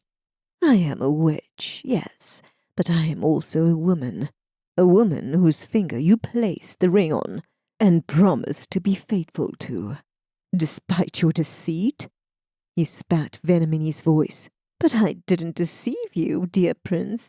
You knew I wasn't the princess." Was the witch playing mind games with him? Most likely, yet he couldn't completely deny her claims. No matter how Prince Liam examined the situation, he realized the witch had trapped him. His eyes fell on the human slaves around him, bound with chains at their ankles and necks. "I am no better off than they are," he thought miserably. He ran a hand through his hair. "I should have never listened to that seer," the prince said out loud, frustrated. His words caught the witch's attention. "You were following a prophecy. I am curious. What did your seer tell you?" The prince knitted his brows. "Why would I share the prophecy with you?" "You have nothing to lose, and I might provide some insight," Malorna replied. "She is cunning," the prince thought. "I should not give her any more ammunition than she already has." Still, as he gazed upon her smile, he couldn't help but confess everything. "The seer foretold of my meeting 2 fairies in an enchanted forest who would guide me on the path to my people's freedom." "And what do your people need freedom from?" the witch asked, delicately raising an eyebrow. "A terrible monster that plagues my kingdom." The witch's eyes gleamed. "What kind of monster?" "A dragon," the prince replied. The witch burst out laughing, offering no explanation and annoying him to no end. "What is so funny?" he fumed. "The prophecy led you exactly to where you need to be," she replied with a smug expression on her face. "Really? And how would you know that?" the prince asked. Instead of answering, the witch showed it to him. She swirled the top of her orb, and the prince watched, stunned, as her neck elongated and scales appeared on her face. The witch only morphed her head into that of a dragon, her body remaining that of the beautiful maiden. It's you," the prince stuttered. "You are the dragon." The witch transformed her face back, complete with a cruel and beautiful smile. "Like I said, the prophecy led you exactly where you needed to be. I can solve your problem if you let me. The prince knew what she was asking, but it would demand a terrible sacrifice. Aurora. Would he be willing to shoulder the responsibility on his conscience? The prince couldn't make a decision without knowing the complete truth. He needed to understand the outcome his choice would lead to. "Why do you hate her?" he asked. "I don't hate her," she answered. The witch had a bemused expression on her face. Her words perplexed the prince. "How can that be true?" "I don't hate her, yet I loathe her very presence," she replied truthfully. "But why? Why should she be loved for being born while I am hated?" "That is hardly Aurora's fault," the prince protested. "It isn't," Malorna admitted. "But someone has to pay for all the wrongs that I had to endure for being who I am. I can do the same for the princess. I can hate her for what she stands for. That is not fair," she smiled. "It was never meant to be." The prince paused, deep in thought. He had to acknowledge the hard decision before him, one that weighed heavily on his mind, one that no matter what he chose, he might never recover from. The witch was examining him. "Save one princess or your people," she said, verbalizing his inner turmoil. "The choice isn't that hard, but she was to be the love of my life," the prince said quietly. The witch smiled. "What about the love for your people? The love for your kingdom?" How did she know him so well? The witch had peeked into his soul. That could be the only explanation. Malorna was winning this argument, and they both knew it. "Will Aurora be safe? Will she die under the spell?" he asked. "She will remain as she is. I assure you, for her, it will be nothing but a dream. Only one that lasts 100 years. Will she ever forgive me for my betrayal?" The prince thought. "What will she think of me once she wakes up?" "I don't know why you plague yourself with guilt, my love," the witch said, reading his innermost thoughts again. "There was no loss. The princess is what she was in life, a sleeping beauty, a visually appealing but useless being." The witch got up from her throne and walked slowly, seductively towards him. Prince Liam held his breath as she leaned closer to whisper in his ears. "The princess is already under my spell, but you will still have a chance. Won't you save your people, my darling prince? Won't you live up to your purpose?" Her eyes glowed green as she spoke sweetly, her words hypnotizing. "But you deceived me. How can I trust your word?" Prince Liam asked, dazed. "I could not have deceived you, my dear Liam, for you already knew, didn't you?" Malorna said with a smile. "You knew from the first moment our lips met. I wasn't her." "It was you by the waterfalls," Liam replied, realizing the terrible truth. "Yes, my love, it was me." Liam shook his head, trying desperately to break the spell Malorna's words had over him, but failed. "When I set up for my kingdom, I only wanted to save my people from the dragon. What will they all think of me, knowing I have lost my honor?" "They will think nothing of it," Malorna replied. "They will only be grateful that you have saved them." "You promised to leave my people alone if I agree with you." "Yes," the witch replied. "Stay with me, and your people will stay safe." Prince Liam looked at the demons scattered in her court.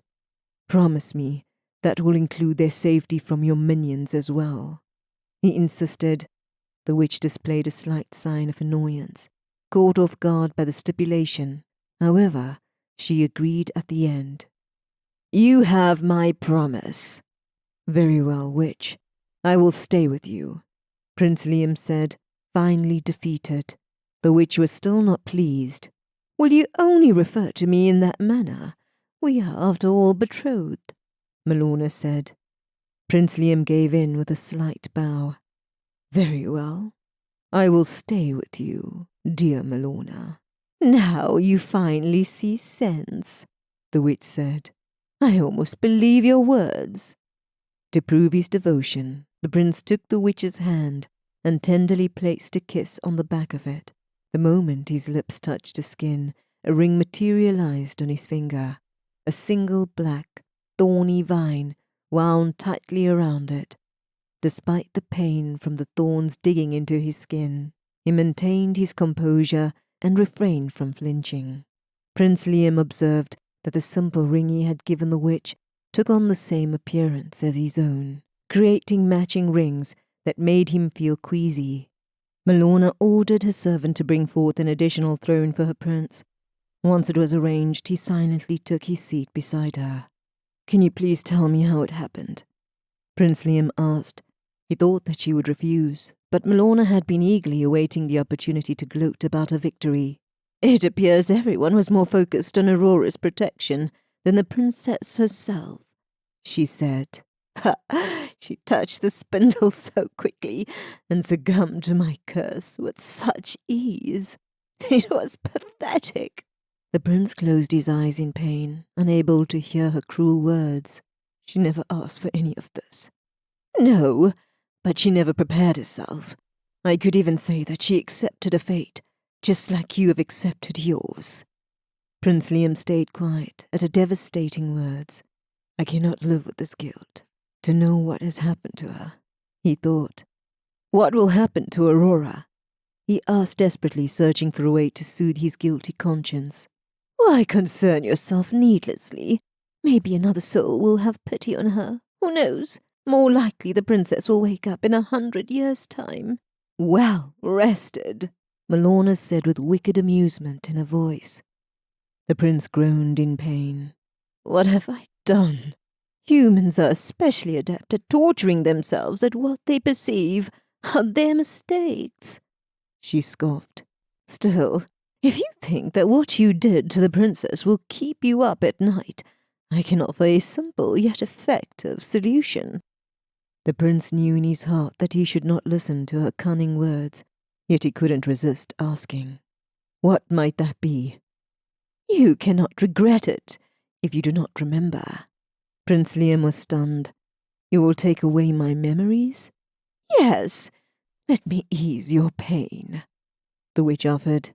"Let me take away your memories so you can breathe easier again." Malona had prepared herself for his protest. No matter, she would bend his mind to her will, so it took her by surprise when he said, "Let me think it over." "Don't take too long to think, my love," Malona said with a sly smile. "Your happiness only requires one simple yes. I will take your memories as if they never existed, and you will never know the difference." For once, the prince didn't believe her, couldn't believe her. Even without his memories, he knew he would feel the difference in his soul, but not know the reason for it. "Let me think over your offer," the prince said. "Take all the time you need," the witch replied, giving him another magnanimous smile. Chapter 16. Time passed quickly, like grains of sand slipping through an hourglass. Weeks turned into months, yet Prince Liam was no closer to finding Aurora and fulfilling the promise he had made to her. Malona, for the most part, let him do as he pleased, but it was all a facade. The witch waited patiently like a spider luring its prey, and Prince Liam felt himself becoming more entangled in her web. Realizing he could no longer resist her, he knew he had to make a final decision. There would be no turning back after this. Prince Liam tried escaping the witch's fortress, but with little luck. The lands of her realm were dead or dying, offering little protection or sustenance for any wayward travelers underneath their dead tree branches. And then there were her demon minions. The hideous beast had eaten all the horses for miles around, leaving no way of transport for him except his own 2 feet. Even if he tried, he wouldn't make it far on his own, hence this decision. Prince Liam appeared before Malona, who sat bored on her throne. "I have come with a proposition for you," he said. Malona quickly sat up straight, her interest piqued by his words. "Darling, I would love it if you propositioned me," she replied coyly. That is not what he meant. The witch had twisted his words again, but a sly smile devastated his thoughts. Prince Liam chided himself for being so drawn to her, despite knowing who she was. Still, whatever his weakness may be, the prince knew that after this moment, he would no longer have to resist her charms or endure any more suffering. "I agree to your terms, but before you erase my memories, I must meet with the fairies in the enchanted forest. I ask you to refrain from asking questions or spying on the meeting in any manner."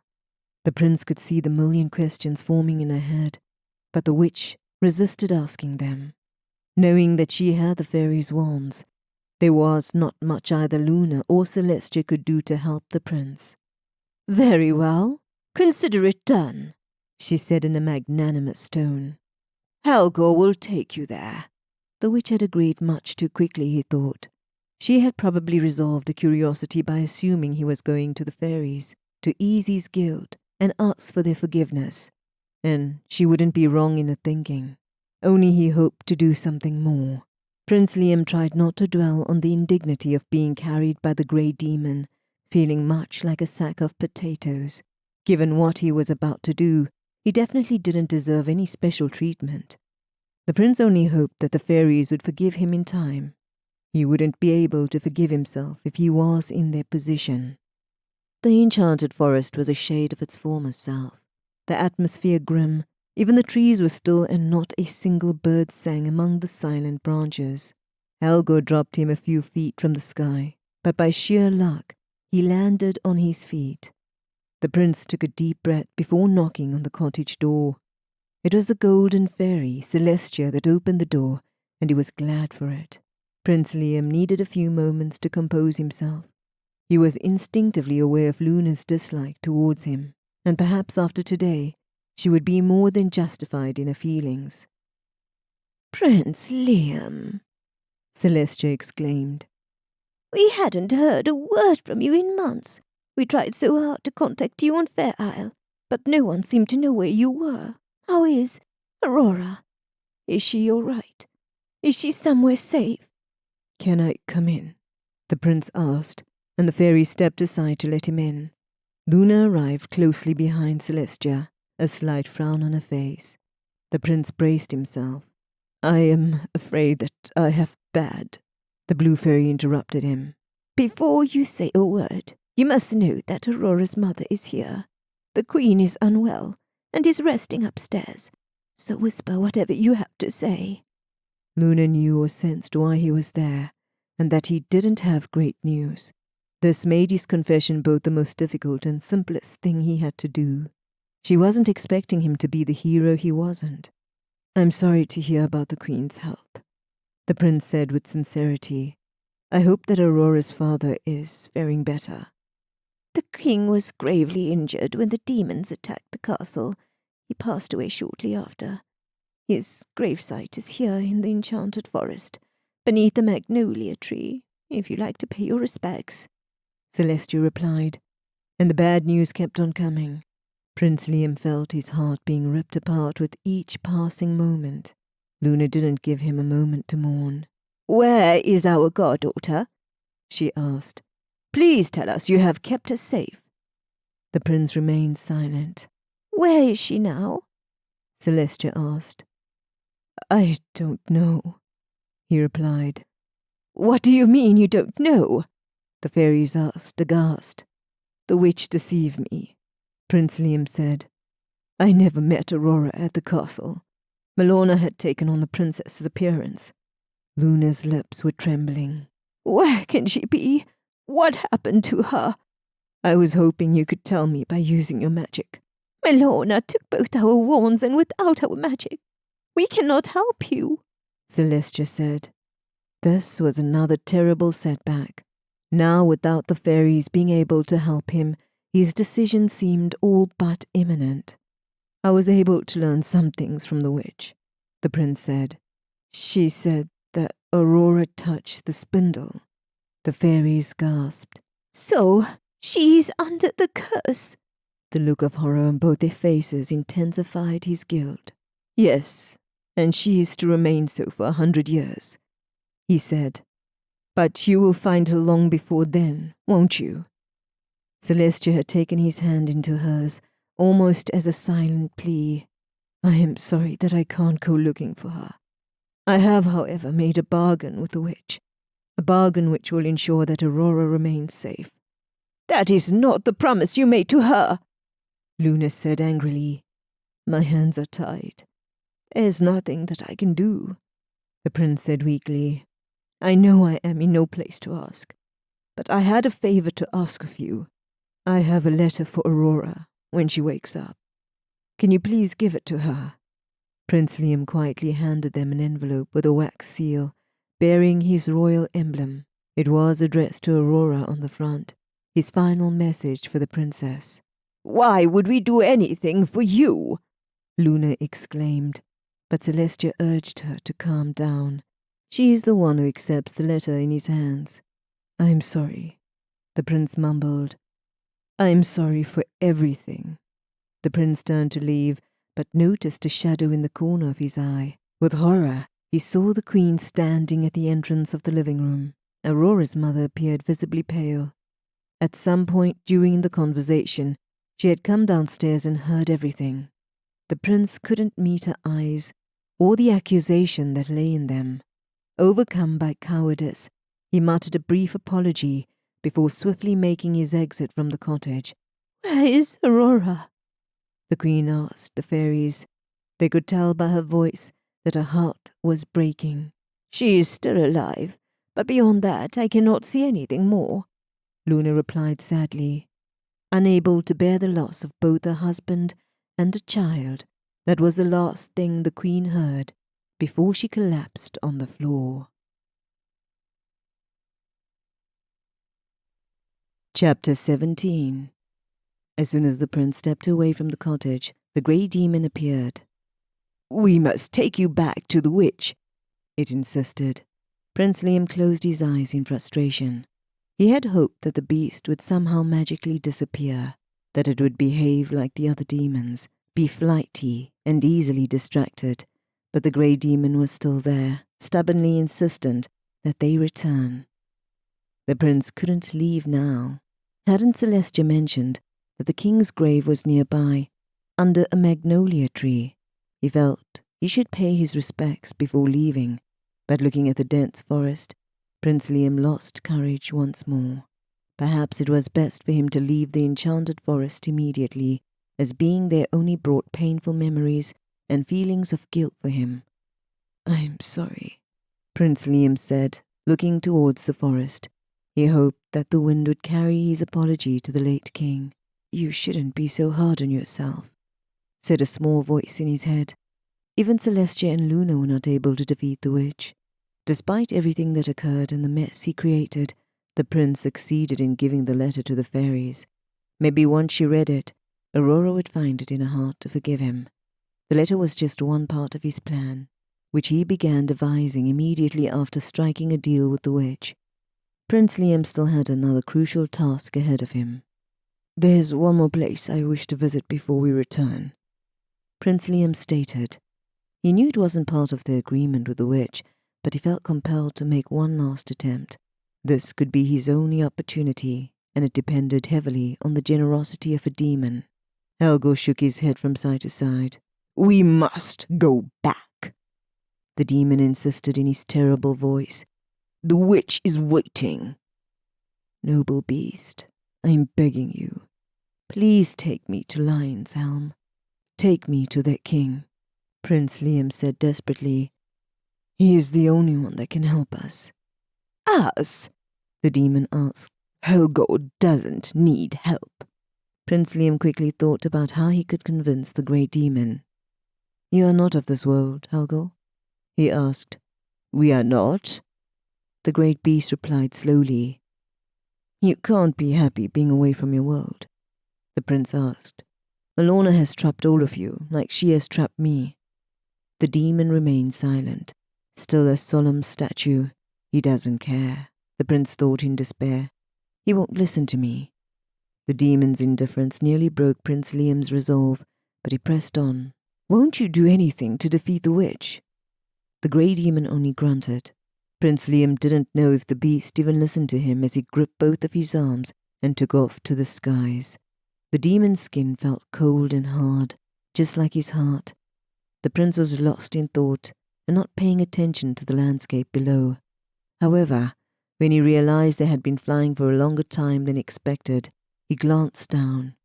Below, he saw rugged terrain and felt the chill in the air. As he looked ahead, he saw the golden castle nestled among the mountains on the horizon, his heart filled with joy, realizing they were heading towards Lion's Helm. The beast had listened to his plea. Now Prince Liam was ready to make his case in front of Leopold. But as they approached the castle, the sight of the archers aiming their arrows at them made his heart lurch in his chest. He yelled at them to stop and closed his eyes in fright, but moments passed and he felt no arrow pierce through his body. The archers refrained from shooting, but kept their weapons aimed at the great demon until it dropped him on the castle wall. Fortunately, one knight remembered him from their previous meeting and ordered the archers to hold their fire. "Take me to your king," Prince Liam said breathlessly, running as soon as his feet met the ground. The knight obliged, taking him to meet their monarch immediately. King Leopold appeared majestic as he sat on his throne, the fire from the fireplace casting an orange glow on his face. His regal visage was in stark contrast to the haggard knight he appeared to be when they first met. The king was jovial when he saw him. "Ah, you're the thief who insisted he was a prince," Leopold joked. A slight smile broke on his face. "I am still a prince. Where's your golden fairy now? Isn't she here to vouch for you? You're a trespassing on my lands without permission, yet again, and this time you're even brought a grey demon with you. It seems you like strange company, Prince Liam of Fair Isle." "It is more that strange company likes me," the prince replied. His teeth were chattering from both cold and fear. King Leopold's smile immediately transformed into a scowl. "Is this how you treat our guests?" the king asked angrily, turning to one of his servants. "Bring him a warm garment at once, and make haste with the refreshments as well." "I am fine," the prince said. "I must insist," King Leopold declared. The servants quickly started a roaring fire in the fireplace and placed his seat near it. Although initially hesitant, the prince felt relieved as he wrapped himself in the warm robe, finally regaining feelings in his hands and fingers. However, he refused to eat or drink, having lost his appetite long ago. Having had his needs taken care of, the king now looked expectantly at the prince.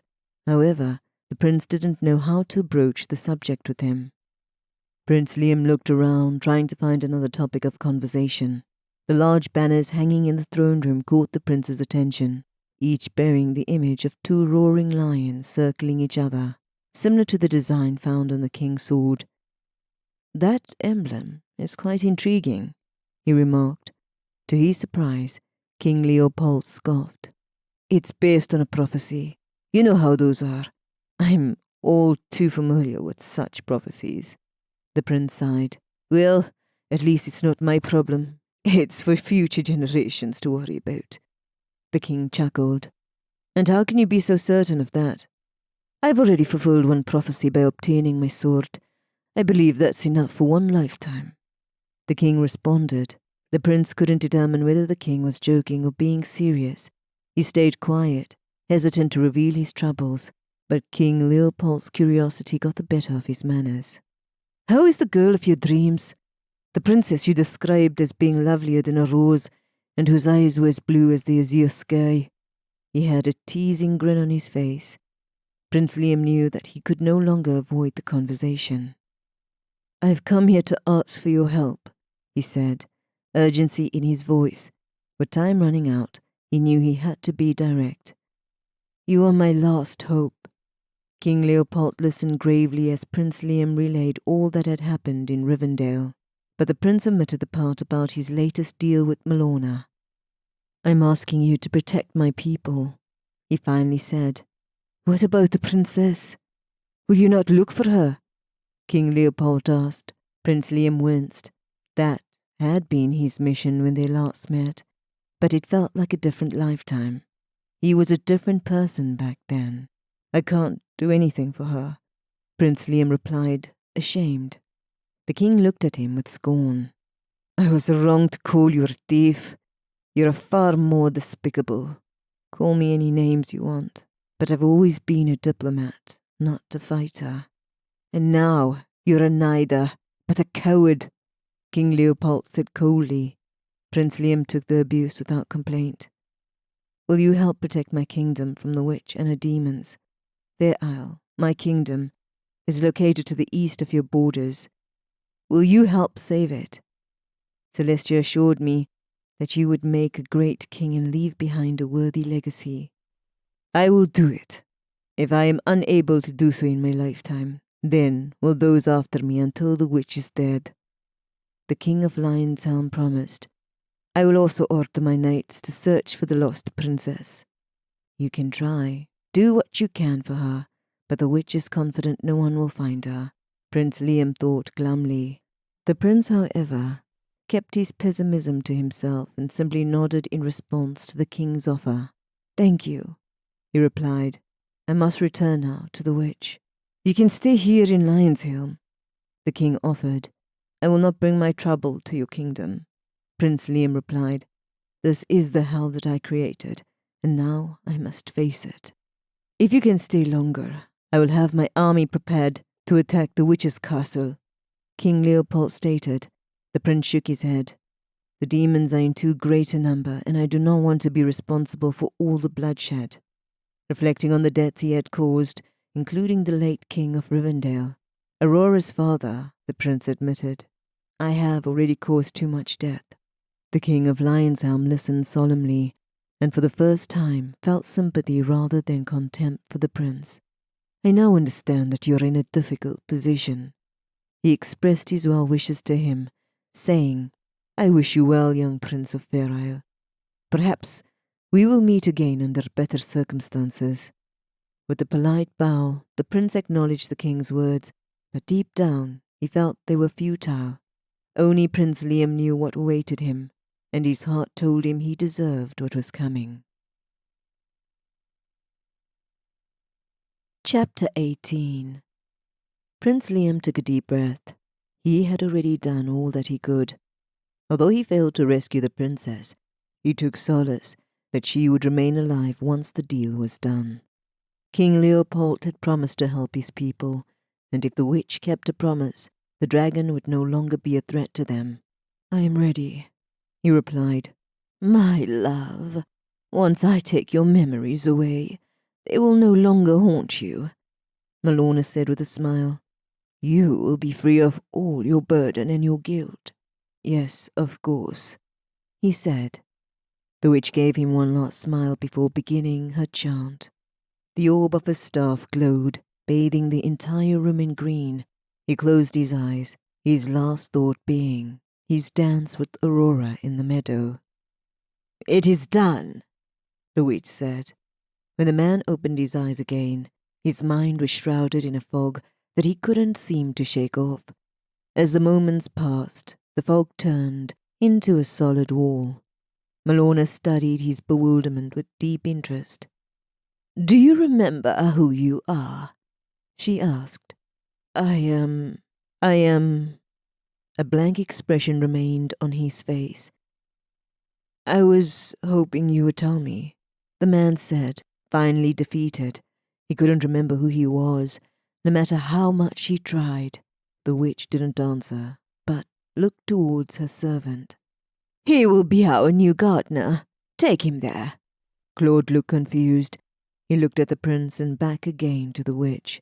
He opened his mouth to say something, but thought better of it. My Highness, the land is dead. Nothing grows there anymore. It hasn't been for years, he said instead. Take him there anyway, Malona said firmly. The prince is the rightful ruler, the witch thought. The land might grow for him. Wait, the man said when Claude tugged at his arm to take him away. I thought that... You promised. but he trailed off his thoughts. "And what did I promise?" the witch asked, raising an eyebrow.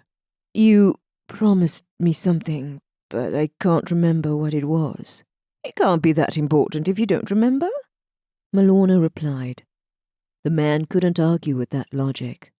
"Take him away," the witch said, her voice cold. The man, still struggling to grasp his identity, followed the servant out of the throne room.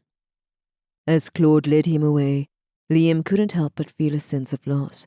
He remembered striking a deal with the witch, and it had something to do with forgetting his past. He may have been freed from his memories, but at what cost? His identity was now a mystery to him, and his purpose was uncertain.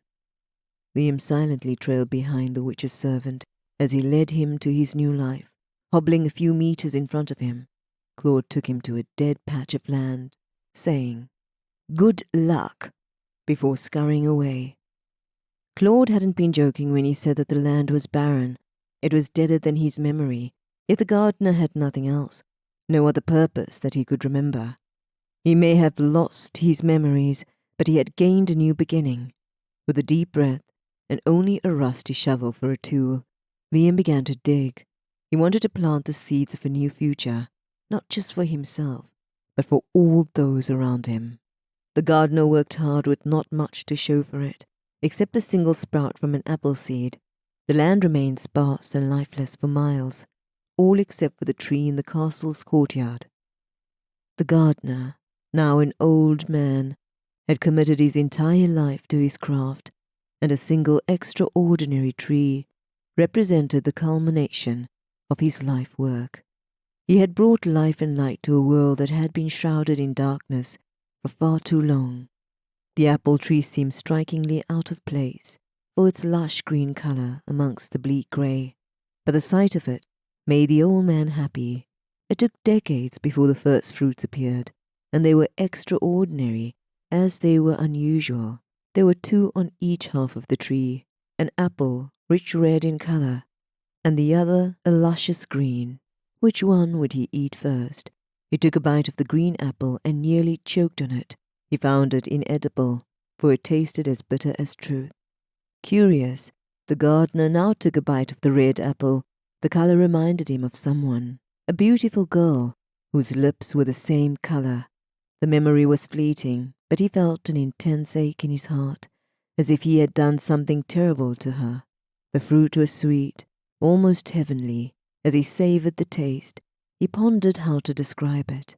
However, it wasn't until the poison finally reached his heart that the gardener realized the fruit was a bitter-sweet poison, the taste of which resembled regret. With Aurora asleep and the prince who could save her having his memories wiped clean, the witch had won. Malorna believed that her troubles would be over. By taking away their wands, she even had the fairies under her control. She had eliminated all the major threats, and a reign of malice would be perfect, if it weren't for a few that dared to oppose her. "The Knights of Lion's Helm are killing my demons! Something must be done!" the witch exclaimed. "The kingdom of Lion's Helm thinks they are bringing hope to the people of Rivendell, but they are only inviting their own destruction. What must be done to stop them, my magnificent?" The witch examined Claude with a critical eye. "Perhaps you can finally prove useful," Claude stammered. "Me? But how?" "Infiltrate Lion's Helm Court and win the confidence of their king. I want you to become indispensable to him." The servant paled. "My Highness, that could take years."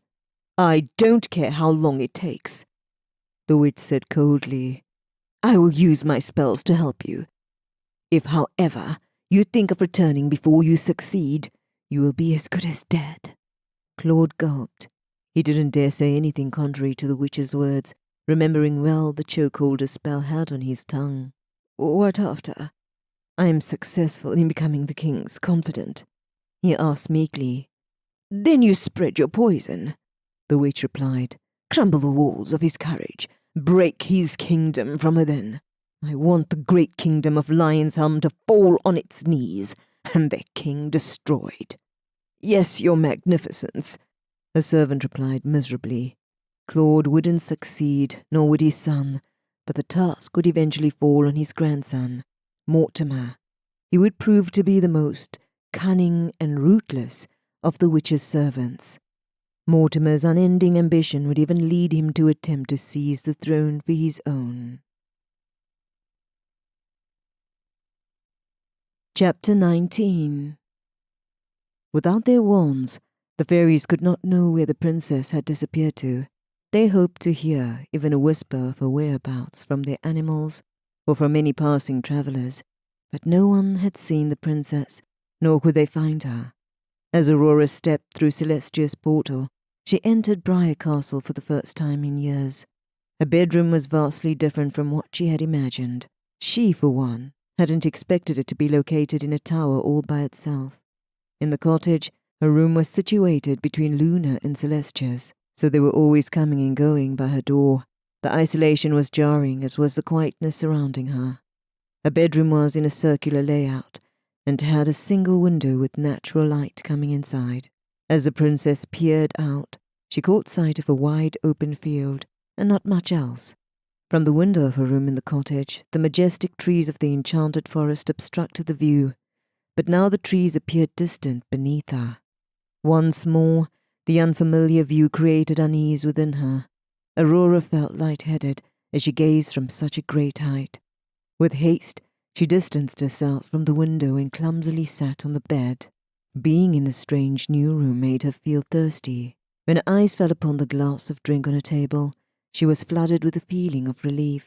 Her spirits lifted as she realized that, at the very least, they were aware she would be here. It looked like apple juice as Aurora took a sip, but the flavor was surprising. The beverage had a subtle blend of lavender and dandelion tea, more reminiscent of one of Luna's potions than a typical fruit juice. Still, it quenched her thirst. The bed she was on was a large four-poster bed draped in luxurious curtains, with plush pillows and a soft duvet, which made her feel drowsy. Her eyes felt heavy, and a yawn escaped from her lips. Feeling less dizzy, and not wanting to fall back to sleep, Aurora rose to her feet and crossed the room to open the only door that led outside. She briefly thought about calling out to get someone's attention, but quickly recalled Celestia's strict warning to keep herself hidden from others. I should probably wait here, the princess thought. Someone will come looking for me. Besides, I do not know the way around the castle and could get lost. Hours passed, and Aurora didn't know when she closed her eyes and fell asleep. The princess woke to knocking on her bedroom door. It took her a minute to orient herself, to remember that she was no longer in the cottage, but in her room in her parents' castle. Wondering who it might be, Aurora opened the door to find no one. Her eyesight fell upon the single red rose placed on the windowsill across from her. She blushed, knowing that Prince Liam had been there. I must have taken too long to open the door when he left, Aurora thought glumly. She reached for the stem, and just as she picked it, felt a sharp pain in her fingertip. A single drop of blood fell from where the thorn had pricked her and fell onto the ground. Aurora closed her eyes, feeling slightly dizzy. When she opened them, the room was no longer spinning. She went back into her room and placed the rose on top of the bedside table and took a few breaths to calm down. I am just in a new place, that is all, she said to comfort herself. Pretty soon this will all feel normal. With that hope, she waited. In a few moments, someone appeared in her bedroom, but it wasn't anyone she had hoped for. In fact, it was the last person she wanted to see there. The witch looked her over with a critical eye, examining her from head to foot. "How are you feeling, princess?" Malona asked. "How did you get in here?" "Guards! Guards!" Aurora yelled, panic rising in her voice. "Somebody help me!" There was no point in concealing herself now that the witch had found her. The princess hoped that somebody would hear her cries. Her ears strained to hear thundering footsteps up the tower stairs, but even after a few moments there was no sound. "No one is coming," the wicked witch said with a sympathetic smile. "They have all left you." "You are lying," Aurora said, Unable to resist, she hurried to her bedroom window, only to find that, just as the witch had said, there was not a single person wandering the grounds. "How does it feel knowing that they all left you here?" Malona asked. "You must have tricked them," Aurora said. "They would never abandon me." "Clever girl," the Wicked Witch replied. "I did exactly that, and they were all stupid enough to fall for it." Aurora still didn't believe that she was there all alone. Someone would come looking for her. Eventually, she would just have to buy some time for them. "How did you find me?" she asked the witch, who was closely eyeing over her dress. "Actually, it was your dress that gave you away," Malona replied. "Although it only has a sprinkle of magic, it was enough for me to find you." "Why have you come here?" Aurora asked. "If you think you could curse me, you are sadly mistaken." "Why? Do you believe that your prince will come to save you, or your parents, or those helpless fairies?" Malona scoffed.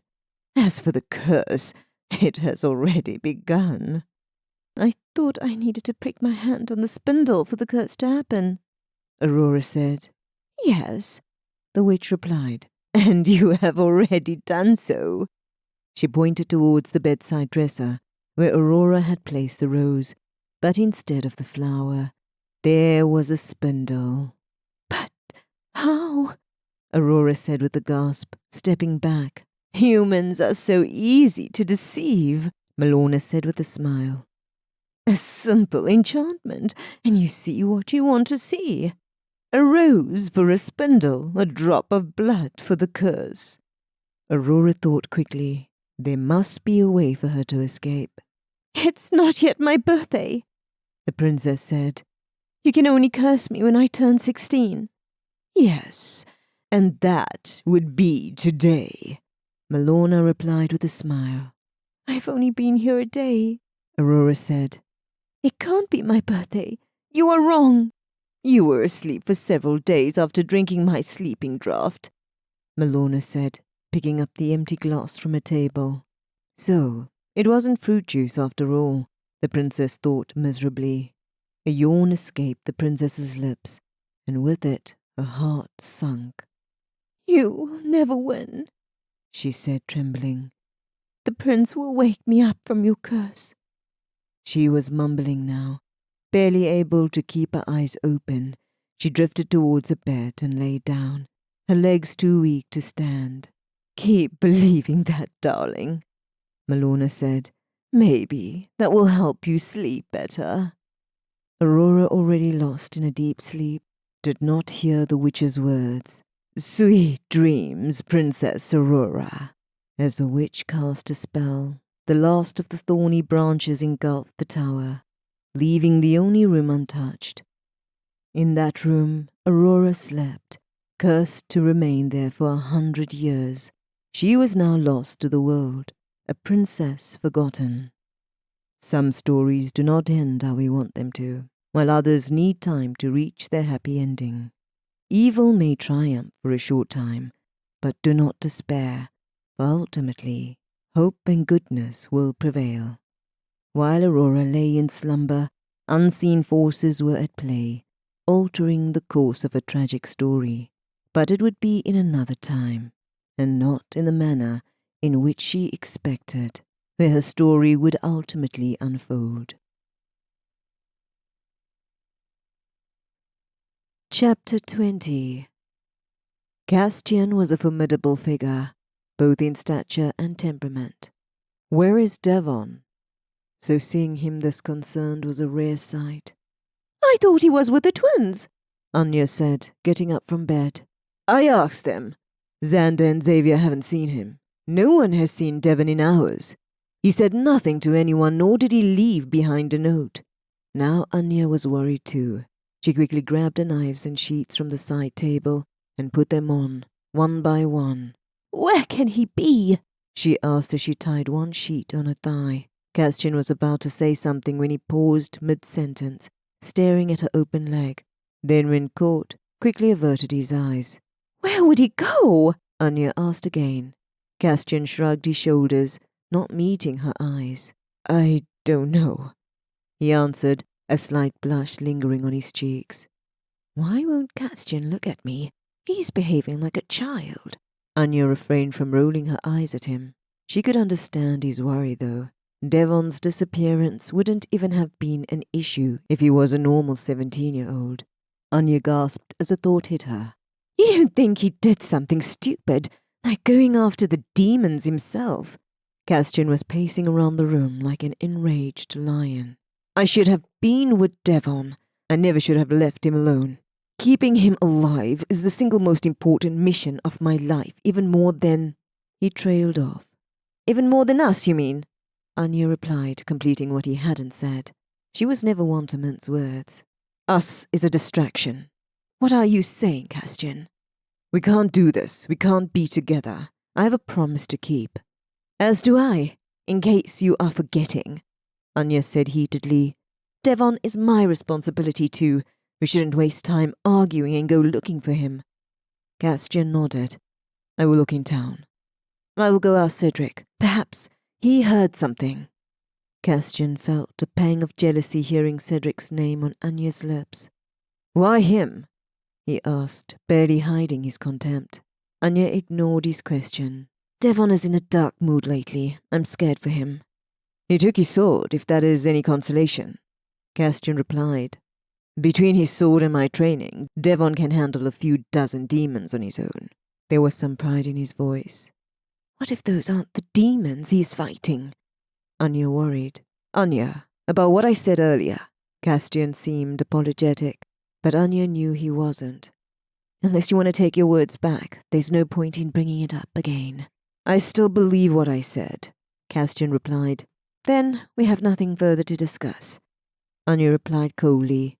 Castian was as stubborn as a mule, but she could be worse if provoked, and right now she was pissed. Castian opened his mouth and then shut it. For once, Anya wished that he would argue back, but he remained silent. As they left the small hut, the two headed in different directions. Each was heading towards where they thought Devon might have gone, but he was nowhere where they could find him. Because Devon didn't want to be found. It was the darkest day for him. His life, a series of unrelenting nightmares. Devon didn't think he could be with the others today, listening to them, trying to cheer him up for the millionth time. Despite their reassurances and their unending faith in him, Devon only felt like a burden, so he got up in the quiet of the night and began walking. At first, Devon did what he normally does to feel better, search for a horde of demons to eliminate them. But then he gave up on the idea and was going nowhere in particular. Nothing could get him through the pain today. Not Xander's jokes, nor Castian's pep talk, not even all the other circle members combined. His future was a dark abyss. His feet were walking on their own accord, his mind in a deep fog, his heart shattered, his spirit broken. When Devon awoke from the daze, he was standing in front of an abandoned castle. Where am I? What is this place? Cursed thorns had completely overtaken this once beautiful castle, the dark branches winding all the way up to its lone tower. He had never been there before, but he couldn't imagine forgetting such a haunting sight. Was it his imagination, or perhaps a trick of the moonlight? But Devon thought he saw a light shining from the tower's window. It would be foolish to go in there without knowing what was inside, he thought. But Devon had nothing else to lose. He had already lost everything at that point. Without thinking about the others or even caring for his own life, Devon entered the abandoned castle. Unknown to him, it was the same tower where the sleeping princess remained hidden, a soul as lost to the world as his own. To be continued. This has been an audio production of Reign of Malice, a prequel to Sleeping Beauty No More, written by Aisha Urooj, narrated by Farah D. Copyright 2024 by Aisha Urooj. Production copyright by Aisha Urooj.